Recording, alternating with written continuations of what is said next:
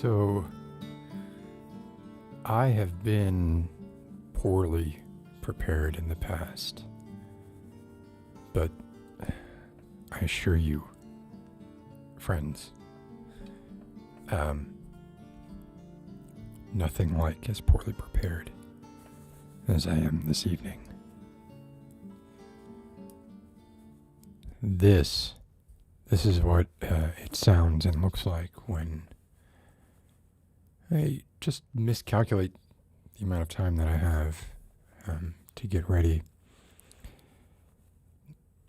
I kind of like the way it looks, I guess. It's a little more naturalistic. It's crazy how much light is coming through that window in front of me. That window right there. So much light coming through there. Gosh, casting this big shadow, this big shaft of sunlight's hitting the background there. If I move back, oh my God, the sunlight is blinding me back there. Whew. And it's a bit more naturalistic. I don't have I'm only using a couple of lights tonight. I'm using main key light. Got a green light back there. It's not natural green light, if you were wondering. Got my usual backlight, which is now currently, I don't know if you can see it on this one. Can you see it on this one? Yeah, it's actually that white wall behind me. That whiteness is actually muslin, which I hung up because I'm prepping to do a real video in here, not one of these shenanigans. So I have muslin where that wall's usually black in order to give me like a big soft source when I would be like back here, let's say, something like that. I'd be further back. And then, of course, this light here, which I introduced to you all last week. And this is about all it's good for. So a poor imitation of the Windows logo and or possibly Windows casting light behind me somewhat. I think it looks all right. I've also changed lenses, which I know is fascinating to everybody. I'm back to using a Sigma 18-35, which means if I wanted, you could see everything fall apart when I pull out too far and the illusion is shattered. So the 18-35 is a f1.8 constant aperture across its range, which is pretty amazing. I've had this lens now, I think 8 years. I probably used it more than any other lens I've used. Maybe the 51.2 I've used more. Fascinating stuff, I know. But anyway, that's where we are tonight. This is what it's come to. So, hello, I'm sorry. I realize that I was late. Very aware that I was a couple of minutes late getting started. Now, I thought, just to switch things up a little bit and to go with the theme here, that maybe have a ginger ale instead of Coke. And if they still made their Coke Life, whatever the Coke was that was made with stevia, they're all horrible. I don't know what it was, but that was green, I think. I know Coke Zero is now been reformulated, but let's give a cheers to a non-caffeinated, but actually more sugar. And it doesn't taste as good, so what's the point? It is Wednesday night, July 14th, the year of our Lord 2021. And And there goes my phone.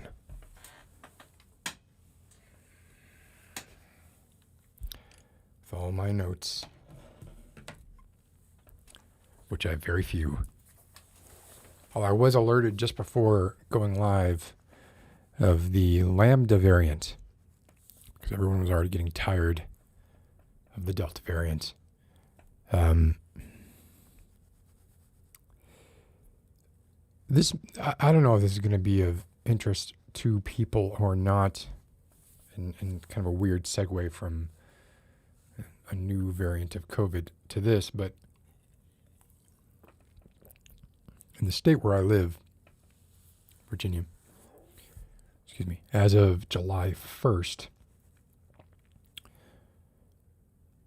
marijuana is legal to possess, to smoke, to cultivate in certain amounts. It's been that way in D.C. for a long time, but just happened in Virginia a couple weeks ago. And SJ and I have been experimenting a little bit. I have been experimenting a little bit. And you still can't buy it. You can't buy regular THC in head shops. But you can buy what they call Delta 9, Delta 8, or Delta 9 THC gummies in head shops. And it had been a long time since I had indulged in anything like that. So to me, I'd been over the past maybe week and a half, 2 weeks, using regular broad spectrum CBD to help me sleep, and got some of the full spectrum, and then got some of the Delta THC, Delta 9 or Delta 8, I don't remember which one it was, and was able to try that. And I don't know, I didn't like it. It didn't do it for me. I'm going to give it another shot, but I haven't yet. But I got to tell you, CBD has been doing wonders for my sleep. Although enough of my environment has changed really in the past few weeks that I don't know what it is. I don't know what to attribute it to. So my experience with CBD thus far has been, it's not bull. It actually does something. How it affects you, your mileage may vary. How it affected me was it made me tired. It allowed me to go to sleep because I have garden variety insomnia, I guess. I wouldn't want to say horrible, but I know some people who have it really, really bad and genuinely get no more than an hour or two of sleep a night. I remember going through a period when that was the case. Hasn't been the case for a while, but I will go through large periods of time, maybe getting 4 hours of sleep, something like that. And this has helped. So everybody go out and get CBD gummies, and let's give Virginia a hip hip hooray for legalizing marijuana. I don't even recall if last week I talked about going to Harper's Ferry. I think I must have, because that was not this past weekend, but the weekend before. So probably last week I talked about it. So forgive me if I'm repeating myself. I've been taking CBD, so screwed up my memory. But driving, I did talk about this. Driving to Harper's Ferry.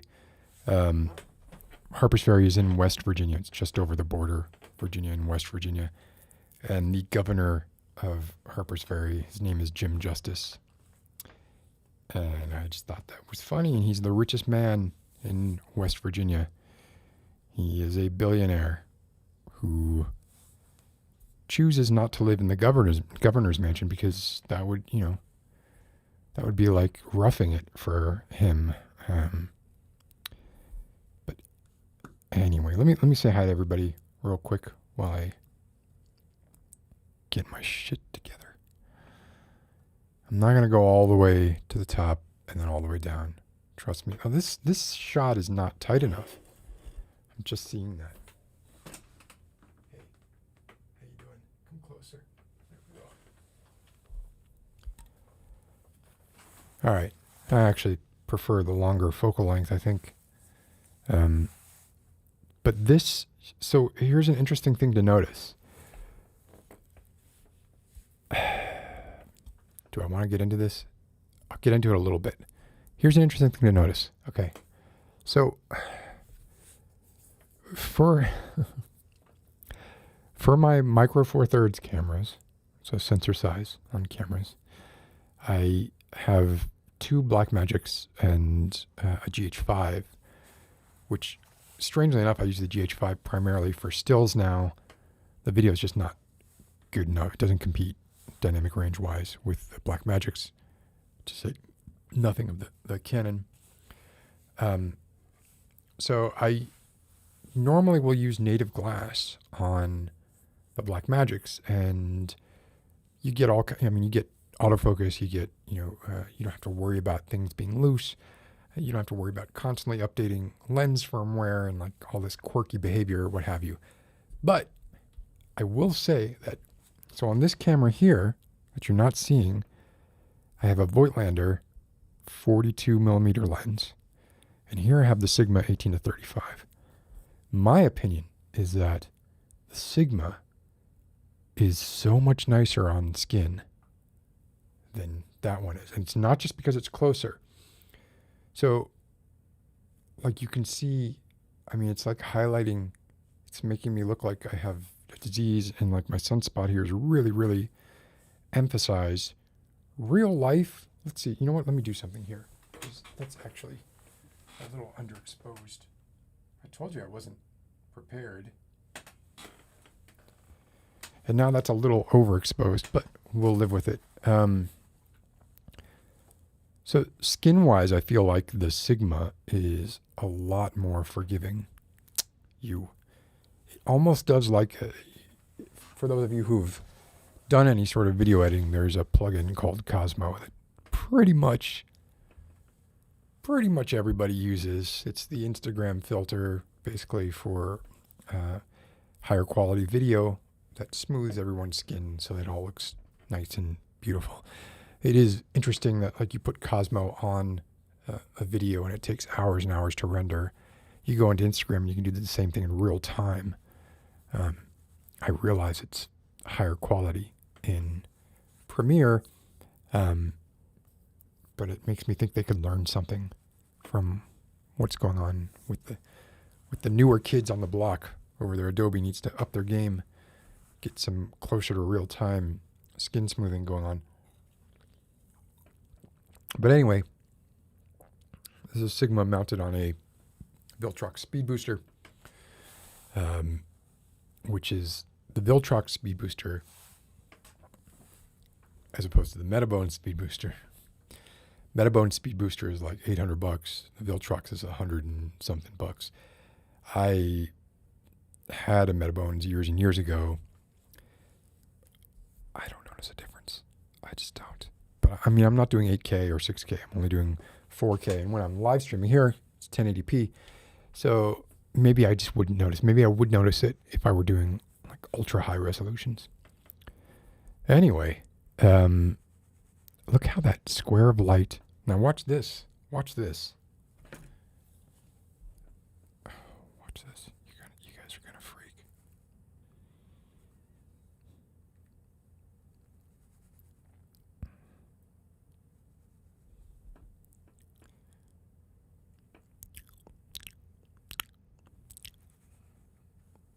Come on. Oh, the sun's getting brighter outside. Sun's getting brighter. Oh my gosh. Oh, it's intense now. So much sun. Get that sun out of my eyes. Wait, the sun went down. Oh well. Yeah, that is me fooling around with the Sidus app, which controls all the aperture lights, which is kind of the suite of lights that I'm trying to go with so that I can do stuff like that. To what end? I don't freaking know. I look at videos that I made 5 years ago using this is the camera. This is my first, well, no, it's not true. It was probably like my third camera when I started making ASMR videos. It's the Canon EOS C100. Every video that I've made prior to 2018 was shot on this camera, with the exception of maybe my first 2 or 3 videos. This camera came out in 2012, which is ancient history in camera years. When it came out, it was super expensive. You can get this camera now for, about $1,000. Which I know you're saying that sounds very expensive, but this camera was literally used in The Wolf of Wall Street not as their main cameras. They flew them on drones. It has all kinds of waveforms, zebras, peaking, magnification. It has the Canon dual pixel autofocus. You should not be able to get a camera like this for about $1,000 for video. It only does 1080p, but it's downsampled from a 4K sensor, which is the same sensor they put in their more expensive cameras. I guess what I'm saying is, if you're in the market for a camera right now and you don't care about anything but 1080p, it's not the worst idea in the world to look at some of the older Canon cinema line. Because I look at those videos that I filmed back then, which I usually would film with C100 and some Home Depot clamp lights, and then the videos that I do now, or try to do now, and the gear has very much gotten in the way. Things have not become more simple. My quality of life when shooting videos has become more and more shit. There's more stuff to keep track of. There's more stuff that I gotta do to make sure that things are working or recording properly. On the Canon C100, you got really good mic preamps with XLR inputs on the, I don't have the top handle is not attached, but it has a top handle that lets you sling it, and also has really good quality mic preamps. Maybe not quite as good as the Sound Devices stuff that I'm using now, but very close. And it does it all, so you don't have to worry about syncing your audio and your video. Everything, it was just easier to shoot a video back then. And I would just put a curtain up in the background, and I would have 3 props, and I would call it done. And I would be shooting at 8-bit. I would be shooting at 1080p. I would be shooting at something like, the codec was 25 megabits per second, which is really tiny. You could put hours and hours on a single SD card. And now I'm shooting raw and filling up hard drives with a single hour. Processing takes forever. And the videos, they do, in my opinion, they do look better.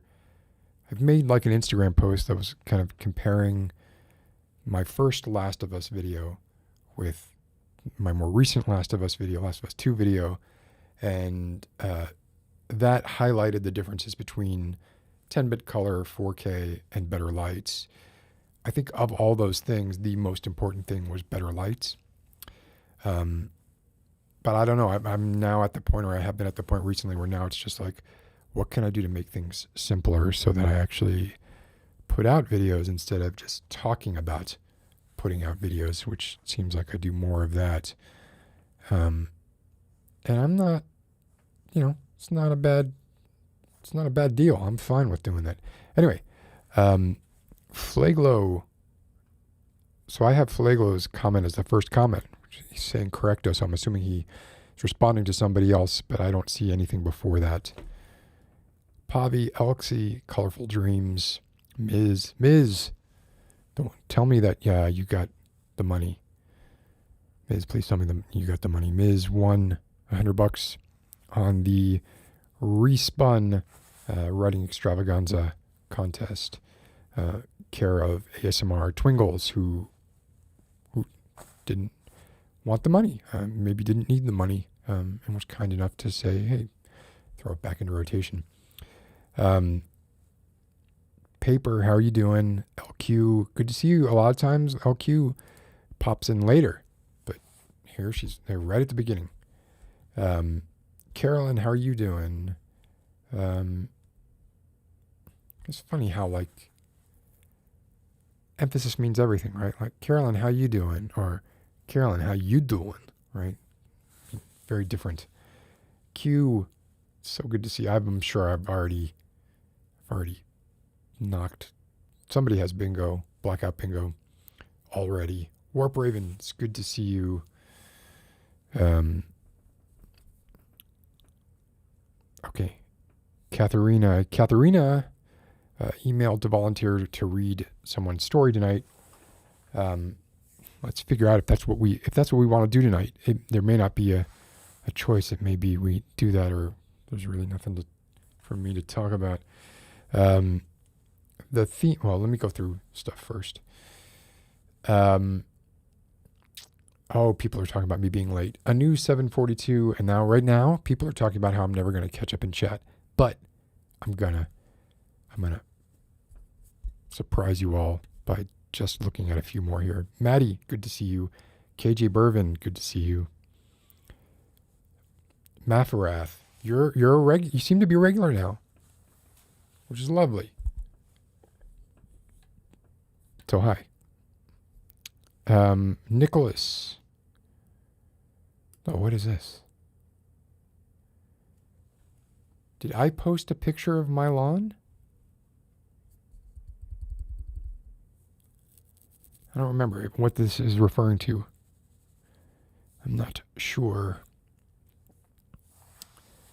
Butterfly yeah, that's right. It's university rules. But unfortunately, since I was only about 4 minutes late, y'all are stuck in lecture. Nico Trash, how are you doing? King Colton, it's been a bit since I've seen you. Voice Quills is blowing up. Voice Quills is, I'm not jealous at all. A little tiny bit jealous, Voice Quill. But I'm also very happy for you.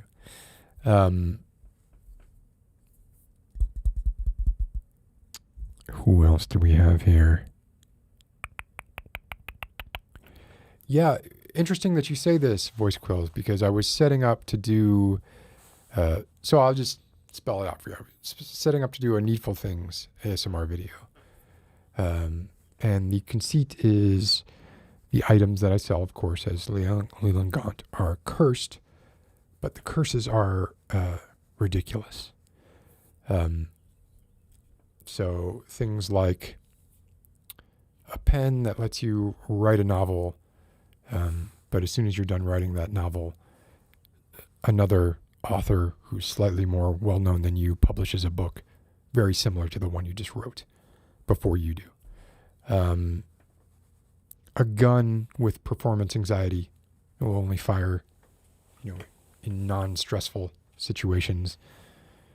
And then, of course, a pill to address the gun's performance anxiety. You have to take the pill 12 hours before the stressful situation, so you have to have some kind of crazy ability to predict the future. Stuff like that. So I was setting that up. By the way, if anyone has good ideas for objects that I can use for ASMR, like if anyone has an idea,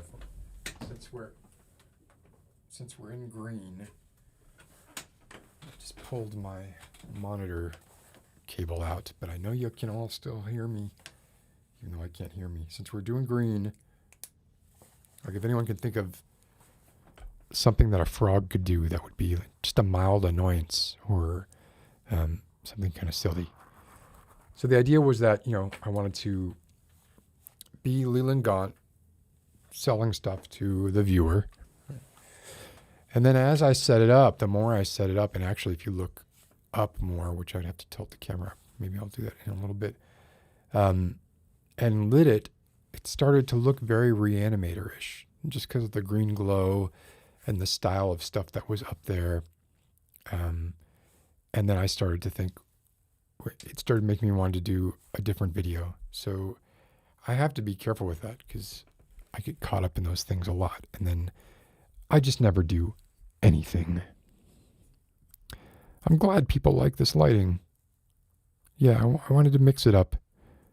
Try different things. Q, thank you for asking this. My rib is much better. I do still feel it. Like I can feel it's there. And the number of times over the past 2 weeks where I've wondered, well, I know my rib hurts because I was in an accident, but maybe I'm also having a heart attack, right? Like that kind of thing. So I'm glad for it to go completely away as soon as possible so I don't mistake any real chest tightness with, oh, that's just from the accident. But I do have a little bit of trauma lingering. I don't want to say PTSD, but something kind of like that.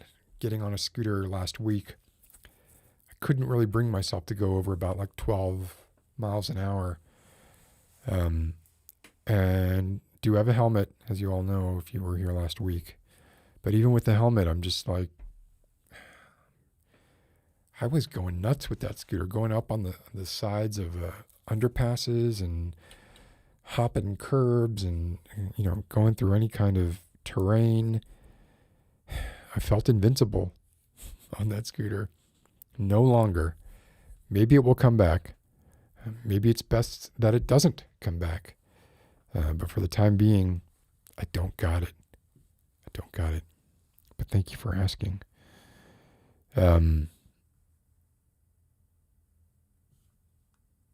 Oh dear, I'm sorry, Katerina.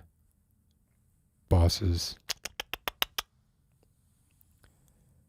Is this me? Which word did I choose? Which awful word did I choose? I know this has to be true. Am I? Oh. Yeah, well, that could be poor word choice on my part, or it could be poor interpretation on your part. I'm not sure which. But yeah, actually in that case, I probably. Yeah, right? This is it. This is the shark has been jumped.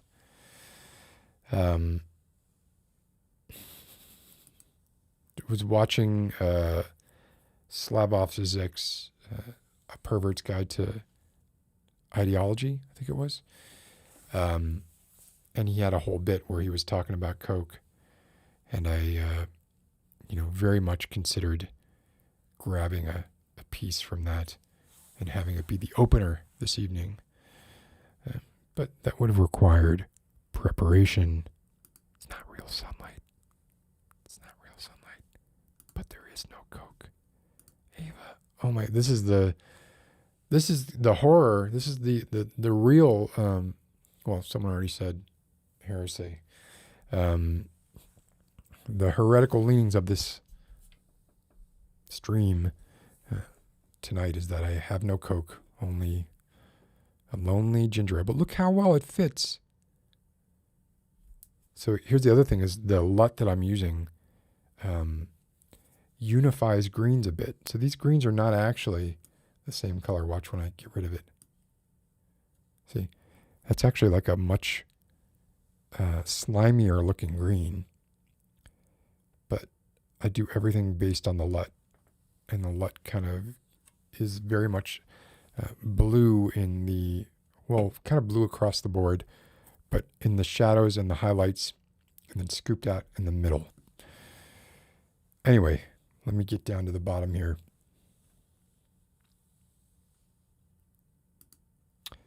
Oh, well, in that case, Maddie, we are reading stories tonight. Let's read stories tonight. Let's see if... it's a pretty safe bet, Butterfly Composer. You don't need to phrase it like that, but yeah. Let's read stories tonight. Let's do that. A couple, at least.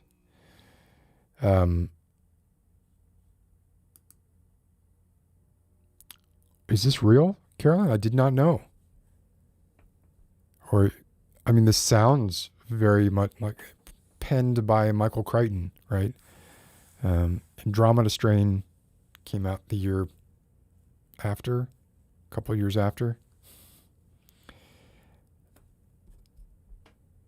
I answered the question, Maddie, and it did not take an hour. Let's go down. Let's get all the way down here. Isra, hi, how are you doing? Oh no, working late. That sucks. But let's do that. Oh. But the Tower of London. They don't send... That's a tourist attraction now, isn't it? That white tower that's in the center. I designed a hidden object game based on the Tower of London, and what was it?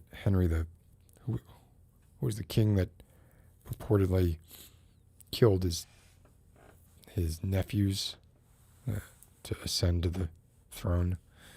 It's all around the ghosts of those two children who were purportedly buried in the Tower of London, where they were kept. They were kept in the tower for some length of time, and then they just disappeared. We lost track of the two kids who were second, third in line to inherit the throne, and now the uncle gets the throne.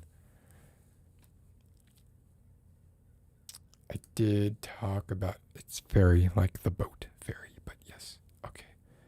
Victoria True, I don't think I've seen you before. But you're talking like you have. Maybe you changed your name or something. But hi. Hocus Pocus, how are you doing? Getting down to the bottom. Yeah, this is the way I see it. Is you're very much correct, LQ, right? Like I'm opening myself up to be lampooned, and I welcome it. And I love all the creative ways people make fun of me. I have not forgotten. It's just, no, don't call me Dad. Do not, please. Oh, bummer, Isra. Actually, yeah, you were, I think, in the queue to read. But I hope that your work goes okay. I hope that it's not actually senility, though. Could be.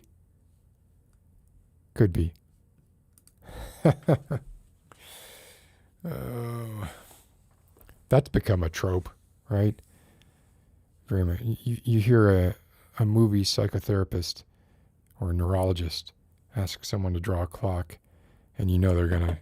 Here's what you're getting. Draw a clock. Here we go. I'll draw a clock. Sure, easy.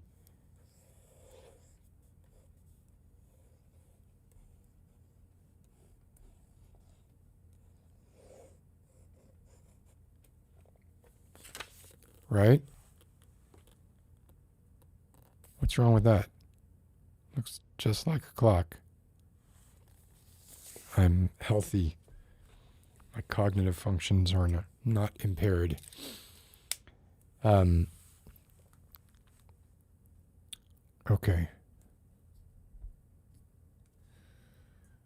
Going down. All the way down. Oh gosh. Stop talking. Victor, good evening. Oh, Caroline, I hope you're talking about Needful Things. I gotta jump down to the bottom here. Oh, Levy, good to see you. If it's nice outside, you should stay outside. Like, you don't get that many nice days. Fewer and fewer. A low this past week of 107 degrees Fahrenheit in Death Valley at 3 a.m., 3 in the morning, after hours and hours of no sun. It did not get below 107 degrees, a temperature that, let's check everybody. We gotta check y'all. See if you're all, oh no. Fortunately, let's check me since we're doing it. 98.6. It never reads 98.6 for me. That's nuts. That's precisely the textbook reading. But I love the vibratory noise it makes.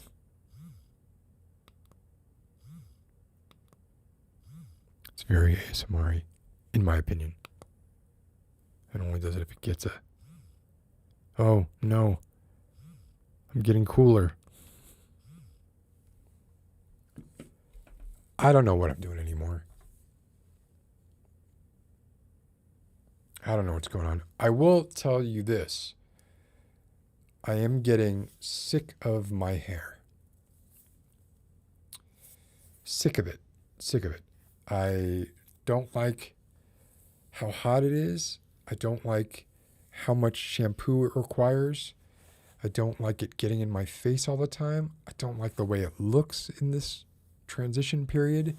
I don't know that it will ever grow out of this weird transition period. And I am seriously considering going back to my pre-pandemic haircut. I'd love some feedback on that.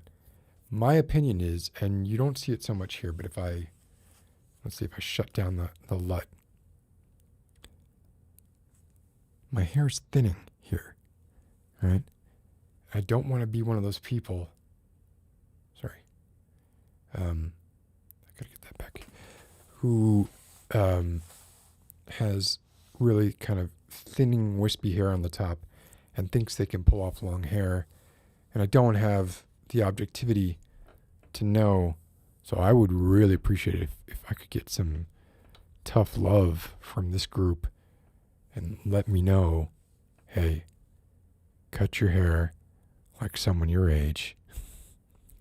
You're approaching the half-century mark, which is causing all kinds of mental freakouts for me personally. It's very difficult for me to wrap my head around this notion that it is impossible for me to be around another 50 years. And even though theoretically it's possible, but it's not going to happen, right? And the fact that I was looking up the percentages, the number of people who have died, the percentage of the world who is still alive that was alive when I was young is something like 40% of them are gone. So 40% of the population of the planet, or actually it was more than that, it was closer to 50, who were alive when I was around, when I was a kid, they're gone. So the organic makeup of the world, I have witnessed the passing of, billions and billions. I don't want to say billions and billions. That's, as Carl Sagan would say, I never said billions and billions. I said billions, and I would say several billions, but billions and billions was not precise enough. He would not have said that. That was a Johnny Carson bit. Does sound good though. Billions of lives transitioning across the threshold into the nether realms. Yes, this is what happened to me with planes, Hocus Pocus. Had a really bad plane ride in my teens. Had no fear of planes prior to this plane ride. And I haven't been on a plane in 30 years. Dig it. I am catching up. Look, Peep Knox. How you doing, Peep Knox? Cheerwine. Stupor Mundi. It's good to see you. They don't sell ginger ale in Brazil. Is it just hard to get, or they literally don't sell it? Like, this could be, I would think this could be shipped anywhere. Interesting watching that meme that I think showed peaches being eaten in the UK that were grown in Argentina, packaged in China, and being eaten in the UK. A little plastic thing of, I don't even know what the hell they are, like peaches in syrup or something. It's kind of gross. But the idea of the route that little package of peaches had gone through to get to the grubby lips of this hungry British person was, I think, supposed to be emblematic of the wasteful capitalist culture that we live in. All right, coming all the way down. Gonna catch up with what's going on here. I did draw it. Yeah, I drew it. Oh, you've been busy having a baby. Congratulations. Congratulations, Victoria. That's wonderful. You must be exhausted. As a father, I was exhausted. I didn't even have the baby. It's exhausting. I couldn't imagine what it was like to actually have a baby. This did happen. I got a lot of Jesus when I had long hair. When I was younger, had long hair. People called me Jesus. ASMR Twingles. I don't know if you heard, but was quick to thank you again for putting your prize money back in the hopper. All right. Going down to the bottom now because this is getting silly. I can't shave my head. I can't do it. I'm not doing the MGK man bun. Can't do that either. An undercut? Yeah, I don't know. Maybe. I'm going to see. Oh, shit. All right. Perhaps I shall then. Oh, but see? Larry and Lee says, not there yet. Don't worry about it. Oh, we got liking the hair short. Oh, yep. Cut it. Where it. Well, y'all need to chill. I'm getting the feeling. Oh God, people like shorter hair. Good Christ Almighty. All right, let me also ask, since we're on that, yeah, and this is only going to get worse as I get older. Even the text color matches, which of course is completely intended. I'm not surprised about that at all.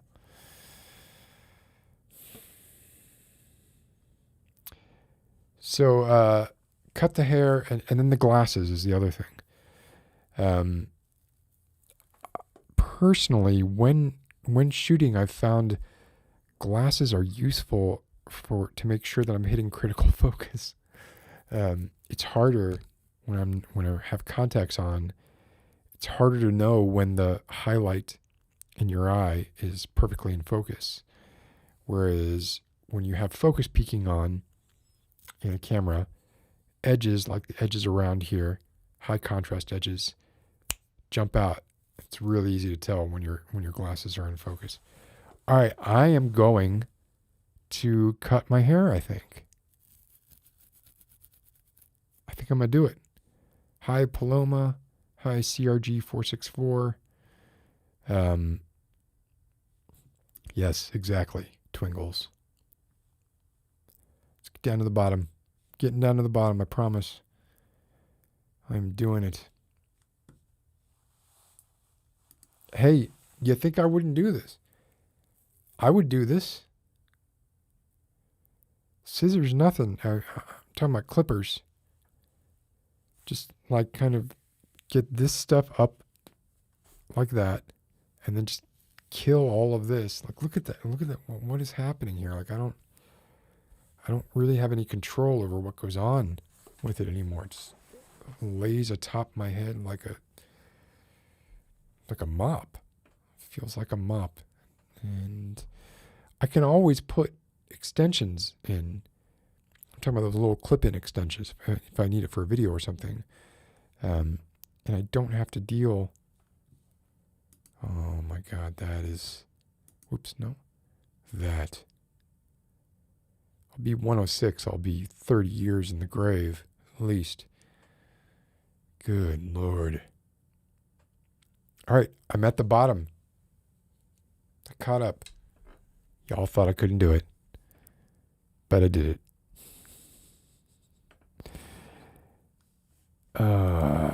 Christ. Oh, good Lord.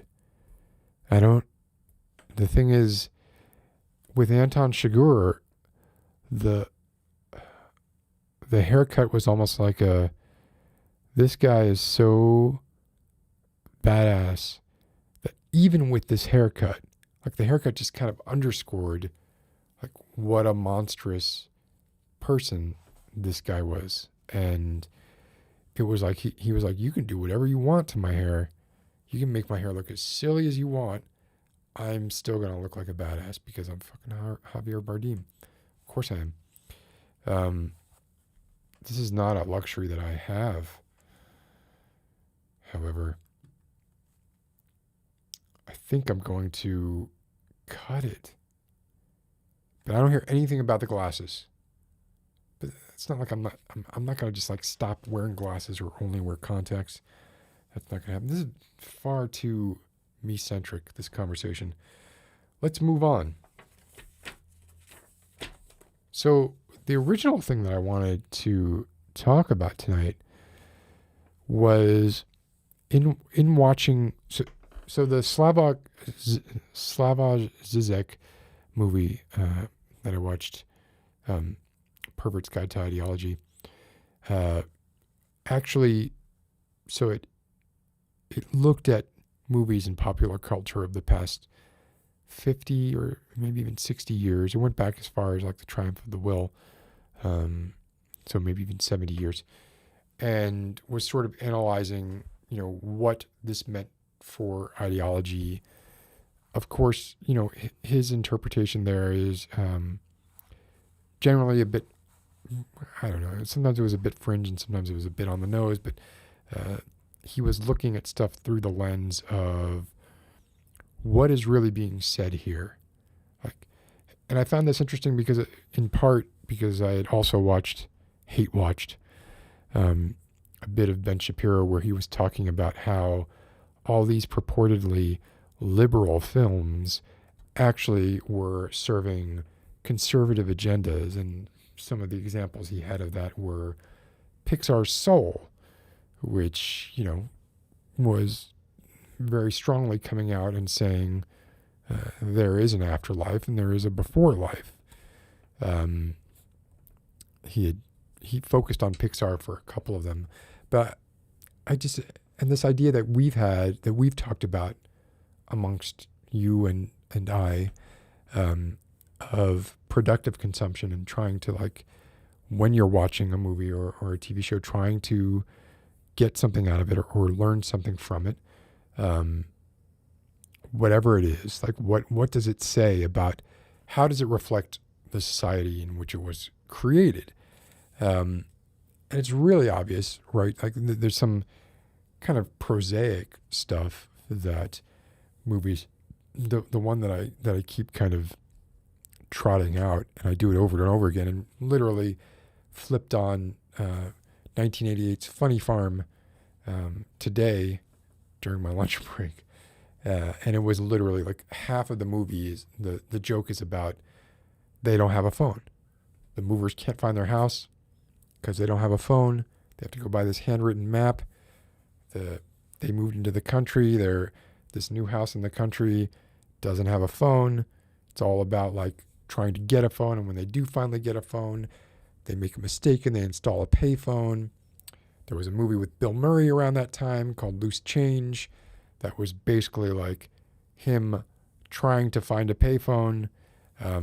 There were a lot of I need to get to a phone MacGuffins in the 80s and early 90s.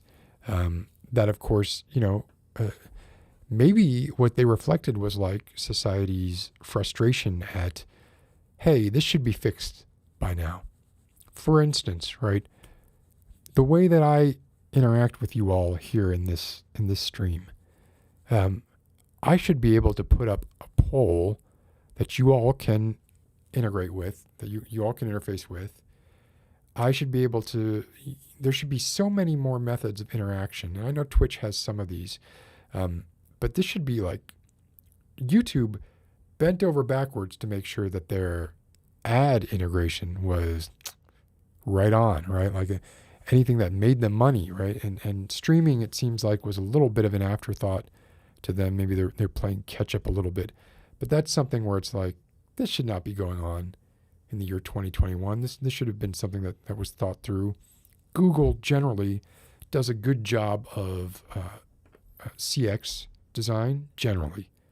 I know YouTube, maybe, you can't just say Google, right? It's not like they may claim that they have one design system for everything, but that's not true, right? YouTube doesn't reflect the same kind of ecosystem adherence that you see across, Sheets and docs and slides, the Google, the G Suite. But that's something that should have been solved, right? Wires, why? Like nothing, I shouldn't be, this is ridiculous. What is this thing? Maybe for high quality stuff, but I don't know. I mean, we don't want, these extra, I know 5G, everyone is like kind of going off about 5G. We don't want to completely bombard the airwaves with, but look, it's an inverse exponential drop off, when measured against distance. So, as long as you don't stick your head next to all this stuff for long periods of time. I mean, older camera lenses have thoriated glass. You put a Geiger counter near a lens made before 1990 and it's going to go nuts. So, but I'm wondering if that sort of preponderance of movies wherein the frustration was, I don't have a way to communicate with people. And it's the year 1988, right? 4 years after Orwell's dream. And I, in the 70s, saw that we were going to have flying cars. And and in the 60s, we were exploring space, and Star Trek, actually did predict some things pretty well.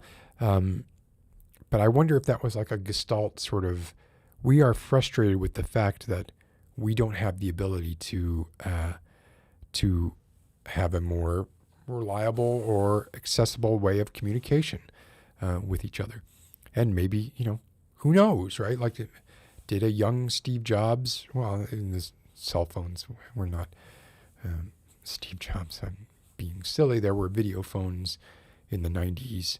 There were cellular brick phones in the 90s and in the late 80s, but they were rarefied, right? That was for those who were breathing rarefied air. But I guess I just wonder, like, if that was a sort of inadvertent manifestation of, we're frustrated with this, fix it. So if that's the case, then what are the things that are that are MacGuffins now, like, and possibly what can we extrapolate to, future. It seems like now, as long as, if you're not talking like little indie movies, and you have the really love as a MacGuffin, right? And the idea behind almost every rom-com or rom-dram, right? It's going to be, getting together with someone that you love, another person that you love, or the hero loves, or maybe the antagonist is preventing the hero from getting with, or the antagonist is with the other person, or whatever it is, right? So that's universal longest time. I'm talking about looking at like the more idiosyncratic MacGuffins that populate films and TV shows, and who's measuring these cultural effects? Is PG here? Was PG in any way inspired by Breaking Bad? Because that would have come out when he was a young lad, right?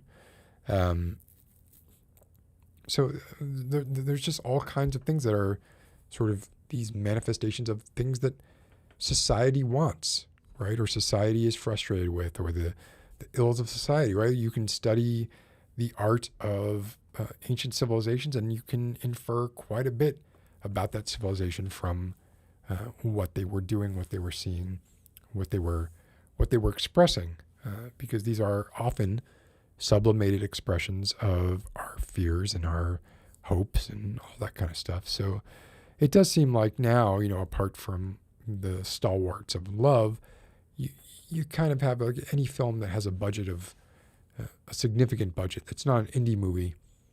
The stakes got to be real high. I mean, you could just kind of, this is another thing, everybody, well, I think most of you know seems like I'm about to go off on Marvel movies, but it is true, right?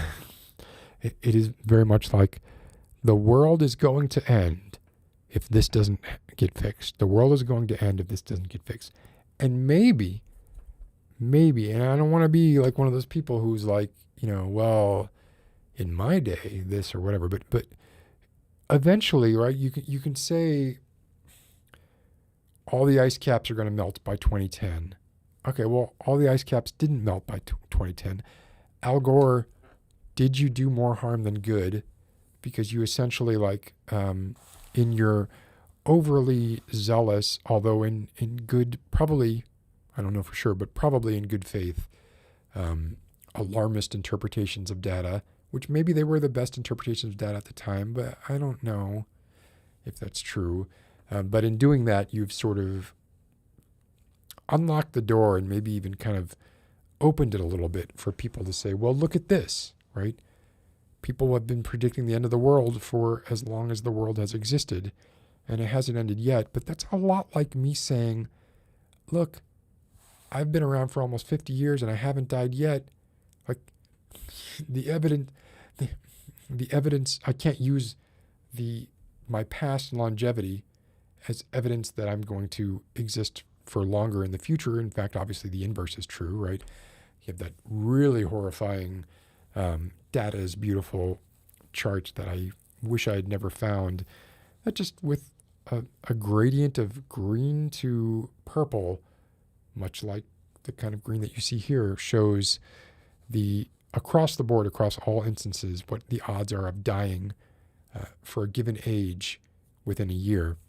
And then you can kind of watch, like, as your age gets more and more into the purple, and you start to see that, oh gosh, by the time you hit, 84 years old, you have a, 58% chance of dying every year. That's not good odds. Nobody would take those odds. I wouldn't. It's just a fact. Just the way things is. The way things is? The way things ours. The way thing are. I think that's, it's almost like a similarity bias in a way. And I don't think that's actually what the bias is, right? I know what you're talking about too. It's, but anyway, so my point was, what are we seeing now in movies that are, say, not Marvel movies that are indicative of change? What are the MacGuffins that are being used? Or is the fact that almost every MacGuffin in every big movie today, the end of the world, more significant? Because, like I said, Death Valley, low temperature of 107 degrees, giant swath of marine life in the Pacific Northwest, off the coast of Canada, no less, dying off from basically being, boiled alive. Not boiled, the water did not reach 212 degrees, but cooked alive in a medium water meant to, distribute heat more evenly than air. What the Christ. What the Christ. So,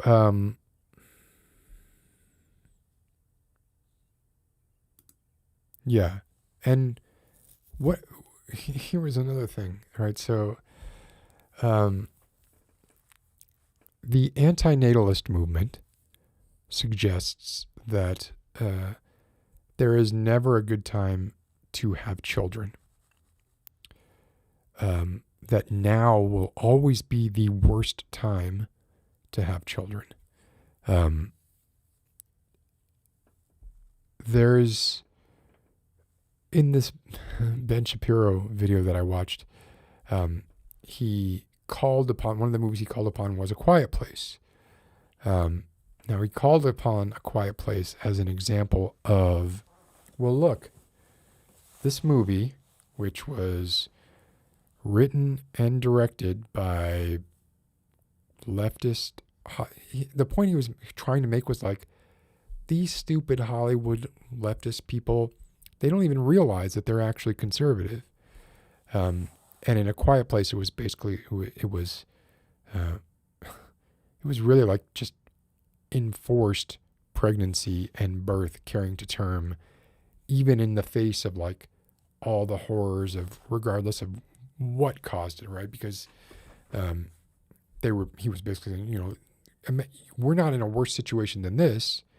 And yet Emily Blunt's character in A Quiet Place, went ahead and had a child.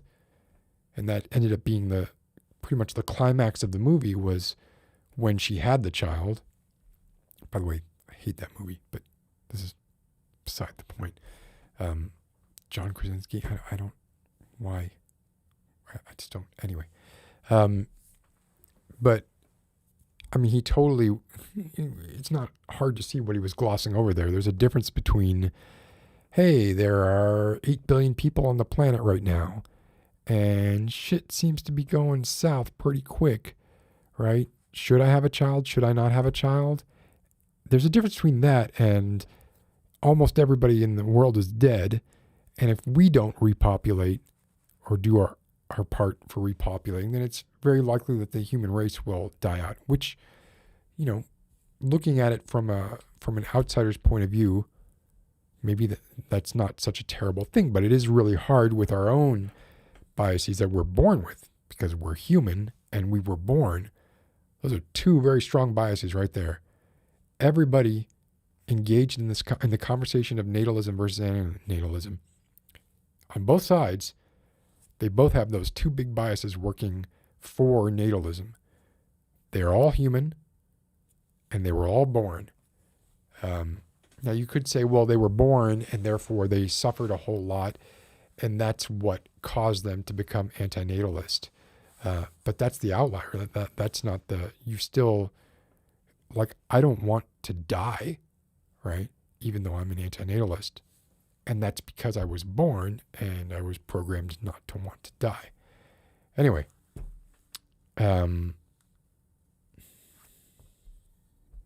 see. people are talking about Black Widow here, right? The Florence Pugh line,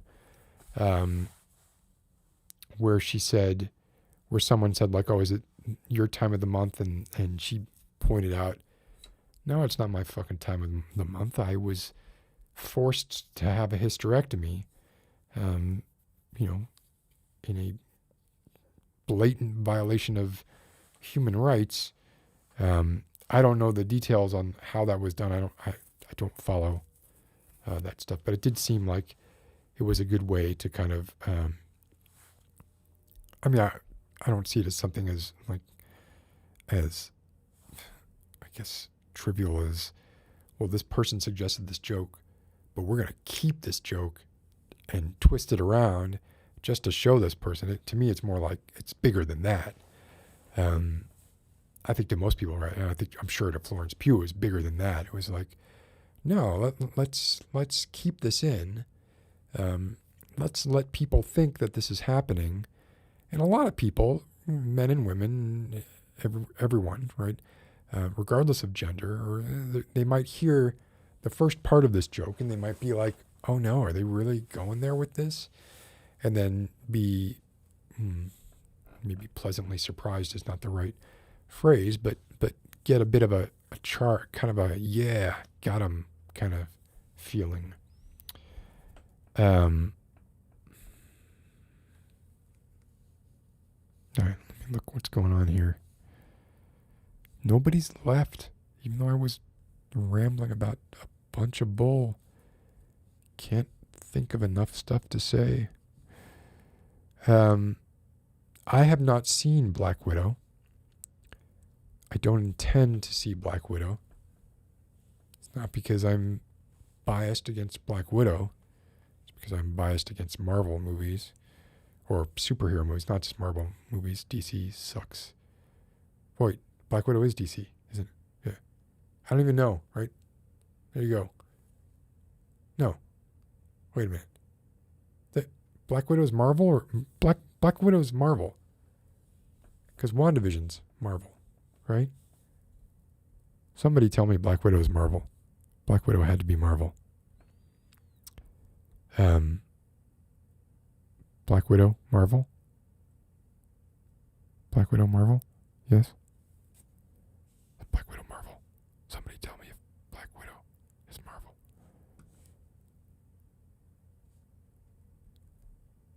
Okay, it is Marvel. Was I talking about it as if I'd seen? No, I was describing Florence Pugh's, there was an article about it where Florence Pugh was talking about it. I was talking more about A Quiet Place before that. Maybe I kind of shifted between A Quiet Place and Black Widow based on a quick glance at something that I think Ms. said. All right, Black Widow is Marvel.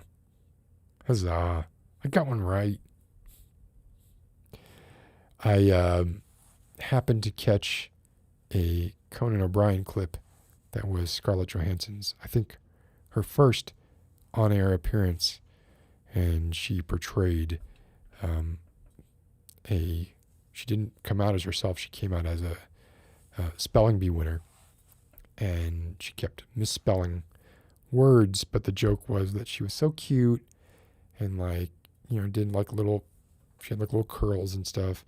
She was so cute that everyone was like, "Oh, that's right. You got it right." Which was, oh. Well, I think that article really went into it, right? It's weird. I forgot. Until it was mentioned, I forgot about that. I'm a lot of things, Q, but proud of myself is not one of them. Never proud of myself. I could not be proud. It'd be impossible for me to be proud of myself. I guess maybe I seemed a little smug and self-satisfied, but how could one be proud of themselves for remembering what comic book company universe a superhero belonged to? I don't know, man. Not for me. So what are the MacGuffins now? What's a MacGuffin in a movie that's not, I'm going to kill 50% of the universe so that the other 50% has a better life?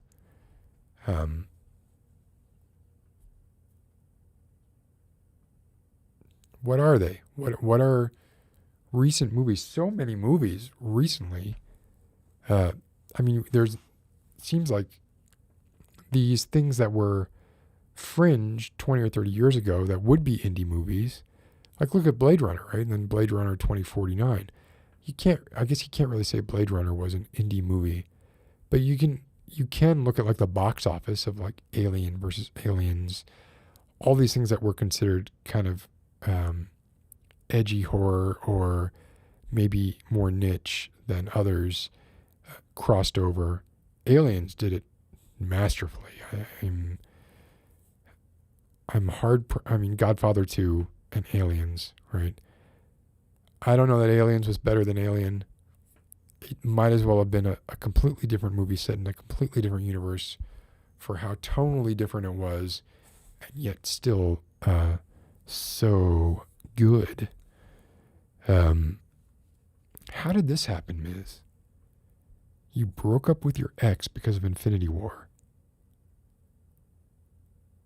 You can't say that and then run. What was the actual point of contention? I'd love to know. Something else that I did while Ms. Types out her story, hopefully. I did while off here was I did some. I really like my soundboard game. I realized going through stories with other people that my soundboard game was weak. So I went ahead and kind of updated it a bit. Got some ooze. Here's some ghost voices. Some gleep glurps. A gasp. Let's see. This one will probably get a lot of use here. Booing. Let me turn it down a little bit to be sure it's not. There's technological stuff going on in the background here. And then, of course, the triangle. Here's some lovely angel voices. And did I fix the applause? I think I fixed that. It's still coming out of one channel. Annoying. And then I added... Oh, okay. Wait, here. Mrs. Let's put this up so everyone can see. Added some music stuff. This. An old piece that I had done. Oh, remember this.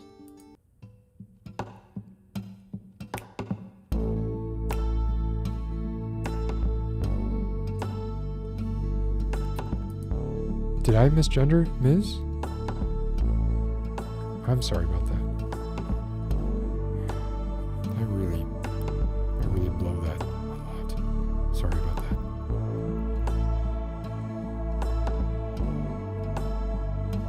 Whoops. And I said that while that sound effect was going really loud. And of course, Pioneer Lash, everybody is already familiar with that. I don't even know what this is. Dystopian guitar theme? What is a dystopian guitar theme?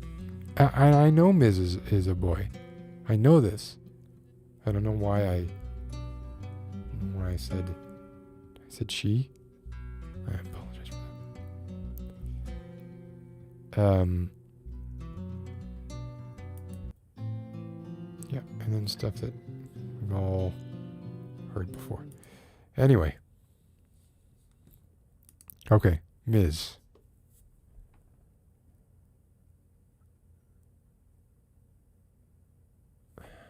So you were waiting for 3 hours without the movie showing, and then had to watch the 3-hour movie. So you were in the theater for closer to 6 hours, which I would think would be very difficult for anyone.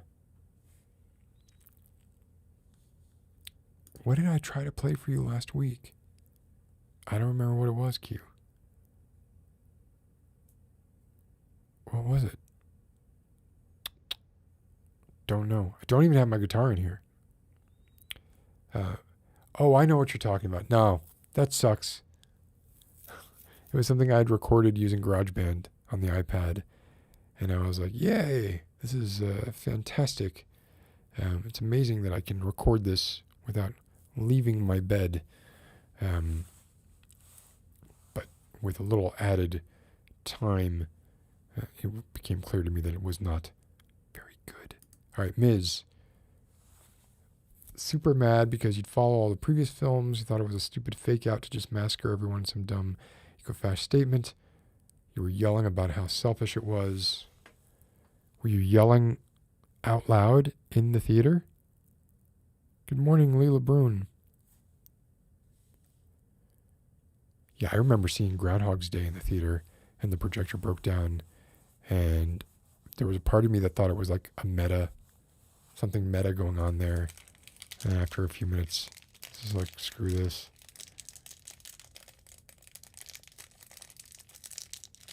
Look what I got here.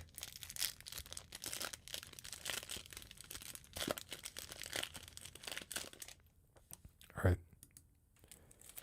So on the long journey home, the more you got mad about it, he was thinking about it, eventually said he was on Thanos' side, and I just could not believe it, especially after I said I hated it. Well, like there are some, differences of doctrine that are insurmountable.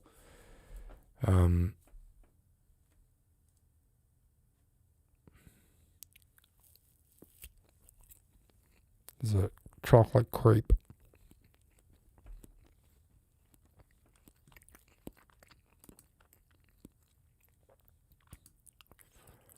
Went home in silence, went to bed in silence. Very next morning, I just said, I'm not doing this, and we broke up. So,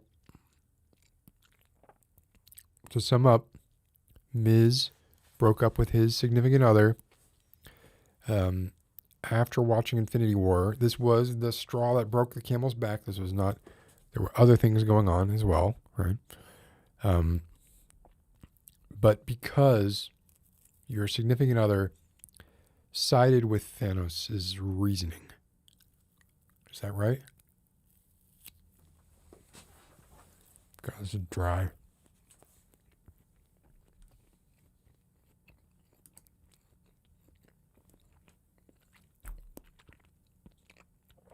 Excuse me. I think it definitely does. How could it not? I mean, the world that you live in is defined by, to some extent, well, to a large extent, by your personal ideologies in politics, and the way that the reason you might sympathize with a conservative viewpoint over a liberal viewpoint seems like that would be character defining in many ways. Yeah. Yeah, that's exactly what this is, Miriam. Nutella-filled crepes.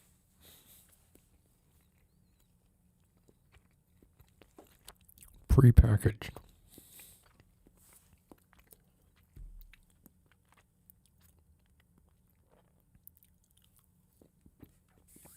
So,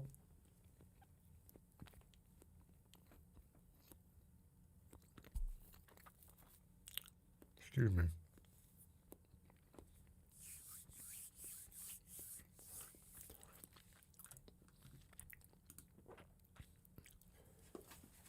I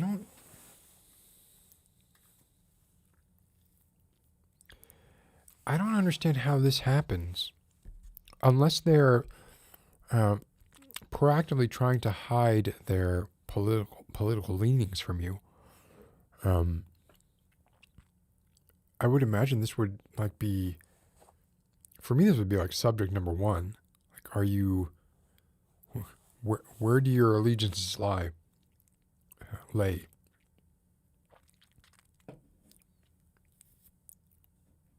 I know these are fake crepes. They're crap crepe.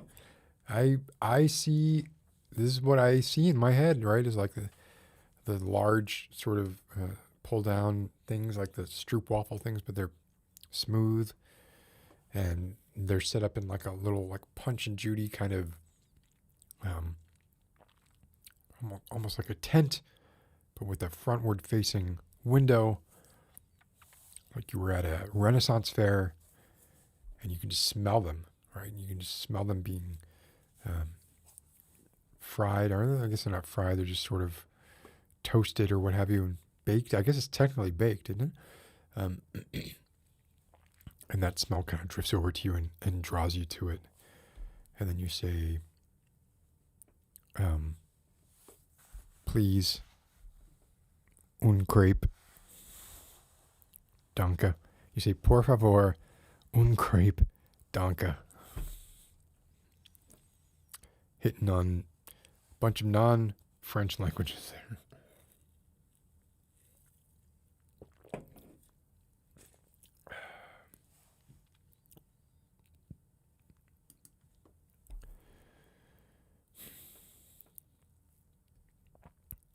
I guess, wow, hid for years. That's rough. I mean, obviously you don't pick your family, but there was a story that my aunt used to tell me about her grandfather. So it'd be my great-grandfather on my mother's side.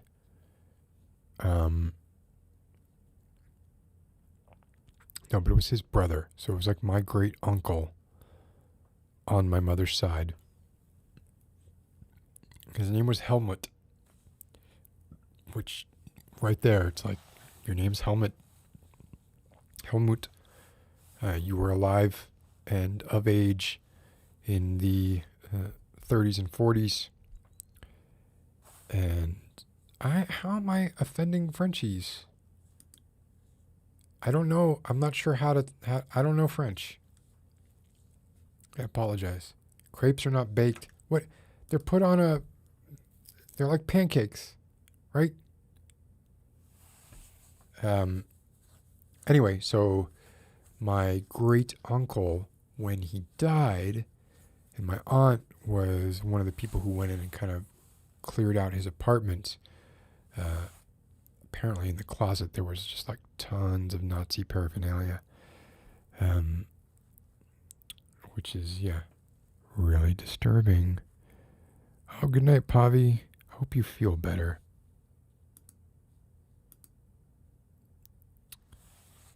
The heat has been intolerable. Not baked. What is it then? They're not fried, because they're not fried in. They're griddled. They're cooked. I mean, what would be? What is the phrase for when I cook something on a sizzling hot stovetop? Is it grilled? Doesn't sound right. Yeah, Pavi, I hope that you feel better. I would say I hope it cools off, but that doesn't seem like a realistic wish.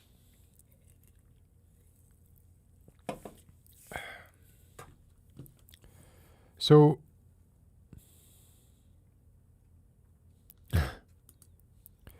or take cafe, or cafe. They're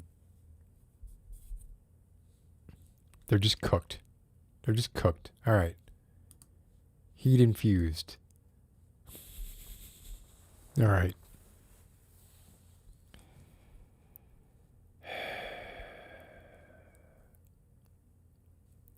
Well, they would be fried. It depends how much butter you put on your griddle. If you put a lot of butter on your griddle, That stuff is fried.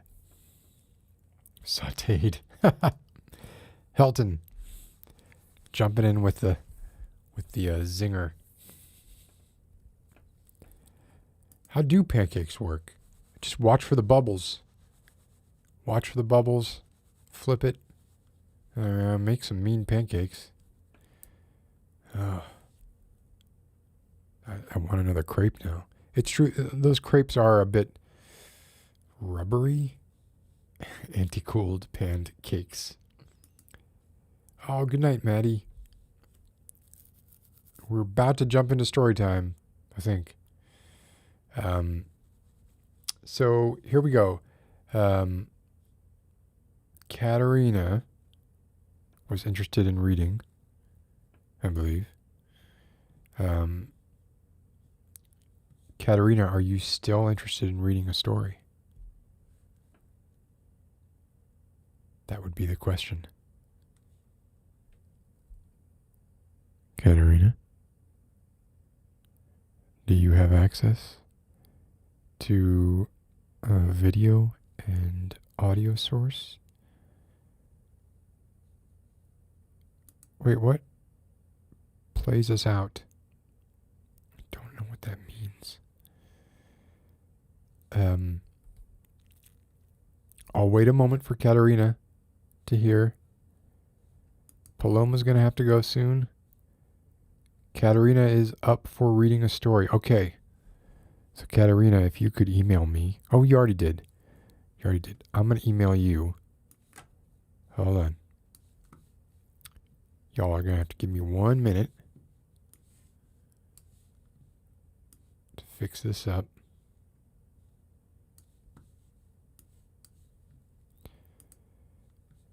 All right. I'm going to have to do... There could be some sound issues because right now I'm not hearing the audio that's coming through here.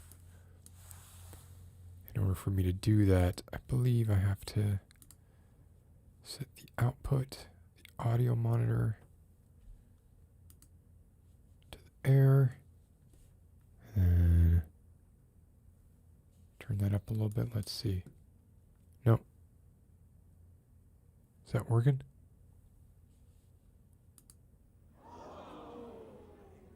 Okay. I think that's working. So Katerina, if you want to call in, I just sent you the link and I will send you a story to read as well. Which I'm not going to do a lot of fanfare behind it. Just going to randomly dip. Wait, these are not them.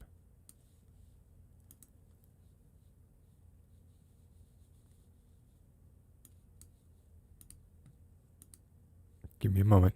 Sorry.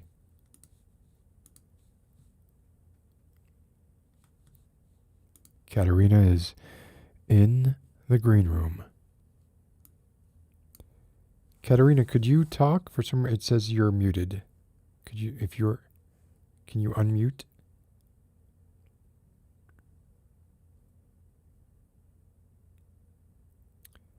I won't actually be able to hear you yet. Let me. But you're unmuted, right? I just wanted to check that you were unmuted. All right. I'm sending Katerina a story. Here we go.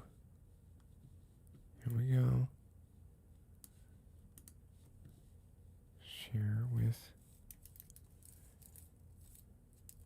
Oh, it's not showing up here. That's fine. That's just fine. I could have set this up before, but I didn't. Which is also fine, isn't it?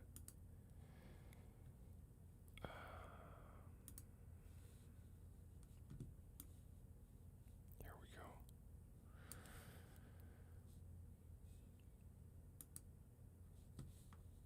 All right.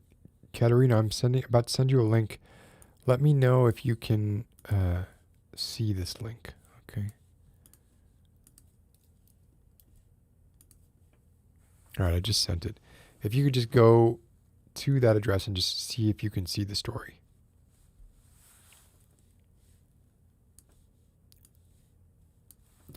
And let me know with like a hand signal or something. I can see you. I just can't hear you because you're not. That's a thumbs down I'm seeing, Katerina. You look very frustrated, Katerina. It's all okay.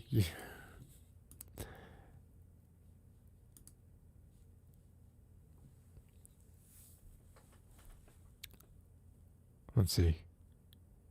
All right, looks like something's opening.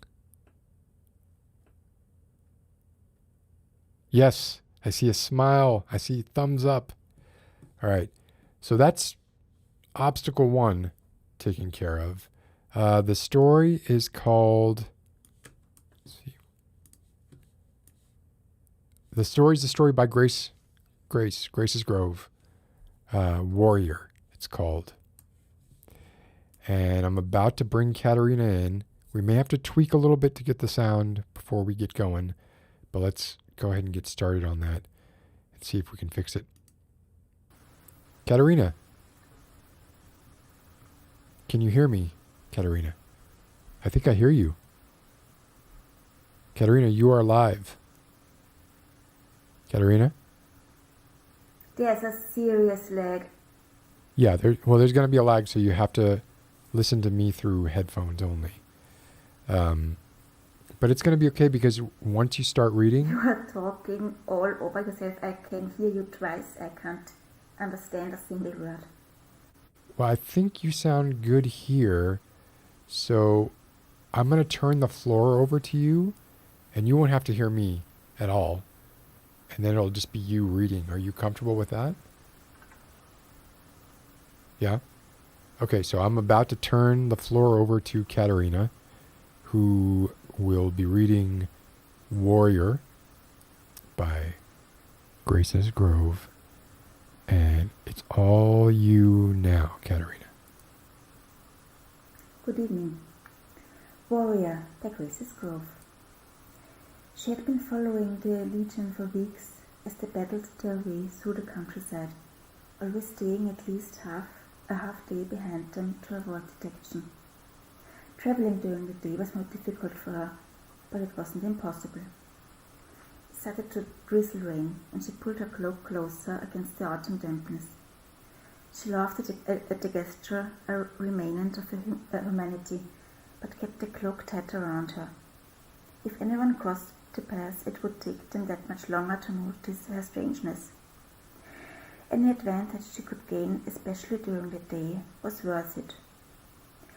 The road here was well travelled, and many of the stones were worn down, creating divots where the rain started pooling. To amuse herself, she made a game of avoiding the puddles and skipped over those stones with preternatural athleticism.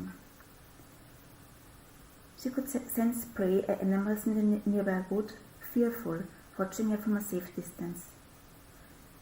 That dampened her spirit a bit, and she stopped skipping.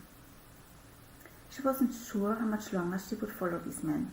It had crossed her mind a few nights ago to leave them, but something stopped her. She inhaled deeply to clear her thoughts, taking in the scents of the forests unlocked by the rain. She also detected the faint smell of men and sweat, and under that, blood. She wasn't hungry at the moment. She had been feeding well lately, but it was still intoxicating even at this distance. She could control the hunger now, but it hadn't always been that way. She remembered waking up changed, watching her naked heart pump at her chest wound knitted itself back together. Seeing the Valkyrie walk away from her, leaving her on the battlefield among the dead. Knowing she was spared from the Great Hall forever. She was like an animal then, one of Odin's berserkers, killing everything in her path. Even now, a part of her wanted to run through the Legion's camp tonight, bearing death and destruction, screaming into the blackness, bathing in blood. She took another deep breath of the rainy forest and shook the images of terrified dying men from her mind. Maybe she was a true berserker now, joined forever with the beast, one of Odin's chosen. If that were true, why was she alone? What did he want from her? Surely not slinking around behind this foreign army feeding on their scraps like a dog. But something kept pulling her forward.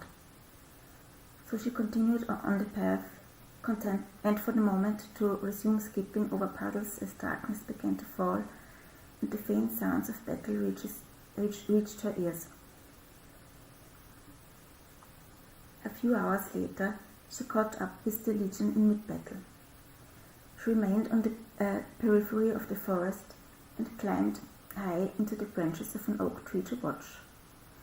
Small fires burned at the edges, throwing a golden glow over everything.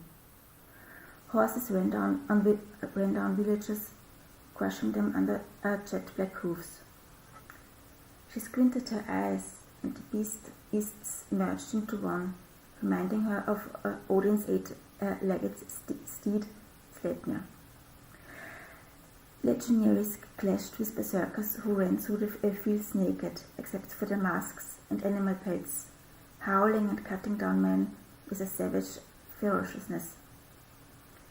She wondered if they were like her under those masks, and watched closely to see if any were feeding. Her eyes were quite good in the dark now, one advantage of her current state, but she only saw men killing men. The smell of blood, mixed with mud, sweat, and shit, reached her nose. She could sense fear and the berserker's rage, but there was something else as well. No, not something. Someone else, a presence that she couldn't identify. She reached out with her senses to pinpoint the source, but there was too much going on. The smell of blood and fear was too strong, and she had to pull back or risk losing control and exposing herself. She wondered if she had finally found another of Odin's chosen, or maybe his cursed. He was a trickster after all. Perhaps Odin himself was there, watching from the shadows, or directing the battle. She sighed, allowing herself a moment of frustration, then found a comfortable spot among the leaves and waited for it to be over. She hummed as she made her way through the ravaged battlefield. Her seethed sword caressed her bare leg as she walked. The young and the old were here, fallen warriors on both sides, equal now in death. She paused for a moment on a small hill, surveying the destruction. The smell of wet earth and blood lit her senses on fire. Then she heard it, faint and delicate. She cocked her head to one side, eyes half closed, lips parted, tongue dancing over her pronounced canines as she tried to locate the source. "Katja," she whispered as she began moving towards the inviting sound. What she found was not what she expected. The fallen warrior was beautiful, exquisite, even covered in blood, filthy from battle. She slowly knelt, her bare knees sinking into the mud. She brushed the hair out of his eyes and leaned down to see if he was still breathing. She could hear his heartbeat fluttering, feel small puffs of breath on her cheek. The wound on his side oozed rivulets of blood that flowed down and were swallowed by the earth. It wouldn't be long now. She looked around and reached out with her mind to see how safe it would be to feed. All was quiet. They were alone among the dead. She bent down over his prone form, using her hand to wipe away the mud from his neck. The difference in the skin color was striking, a pale white against his sun-kissed bronze. He was radiating more heat than any living creature should in the pre-dawn hours of autumn, and she knew there wasn't much time. She placed one hand firmly on his chest, exerting enough pressure to hold him in place, while the fingers of her hand laced through his damp hair. She could feel herself tensing, and her tongue flicked out to lap at the tender skin under his jawline. Her lips curled back, and she felt the skin break as her razor-sharp teeth penetrated. Warm, sweet blood filled her mouth. She gulped it down. He moaned, struggled, but she held him firm under her and continued to feast. It tasted like honey and warm spices. She could smell the ocean and feel the scum on her skin. Feeding was the only thing that allowed her to feel alive again. A cold tear slid down her cheek as the torrent turned into a trickle. He was almost gone, and the Valkyries would be here soon. She pulled away as the taste of him began to sour in her mouth. She may have been the handmaiden of death, but she would not strike the final blow. He was a warrior. He fell in battle and was bound for Valhalla. She would not change his fate by allowing the Valkyries to see him perish at her hand. She felt them close, watching, waiting to see if she would break her sacred oath. She would not. She released her grip on him and sealed the wound from her bite. That was one scar he would not take to the Great Hall. The sun was beginning to break over the horizon, and the morning fog was lifting. The remaining legion was at least half a day ahead now. She needed to move on, but something kept her rooted. She couldn't leave him. She briefly wondered if he was the presence she felt last night. She looked again at his beautiful face and was startled to see cobalt blue eyes staring back at her. They were the deep blue of the sky before a spring storm. She heard a clap of thunder behind her. She had waited too long. The sky was suddenly back with the ravens, and the sharp cries bore into her.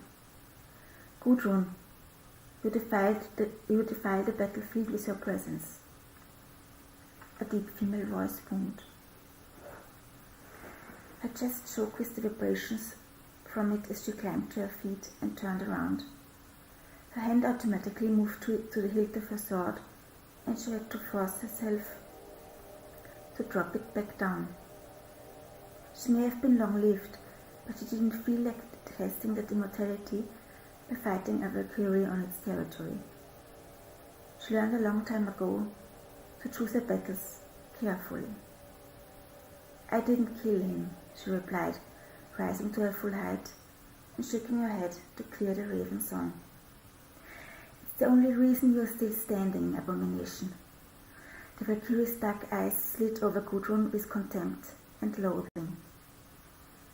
A raven alighted on the Valkyrie's shoulder, its wings spread wide to span her large frame, and directed its cold gaze at Gudrun.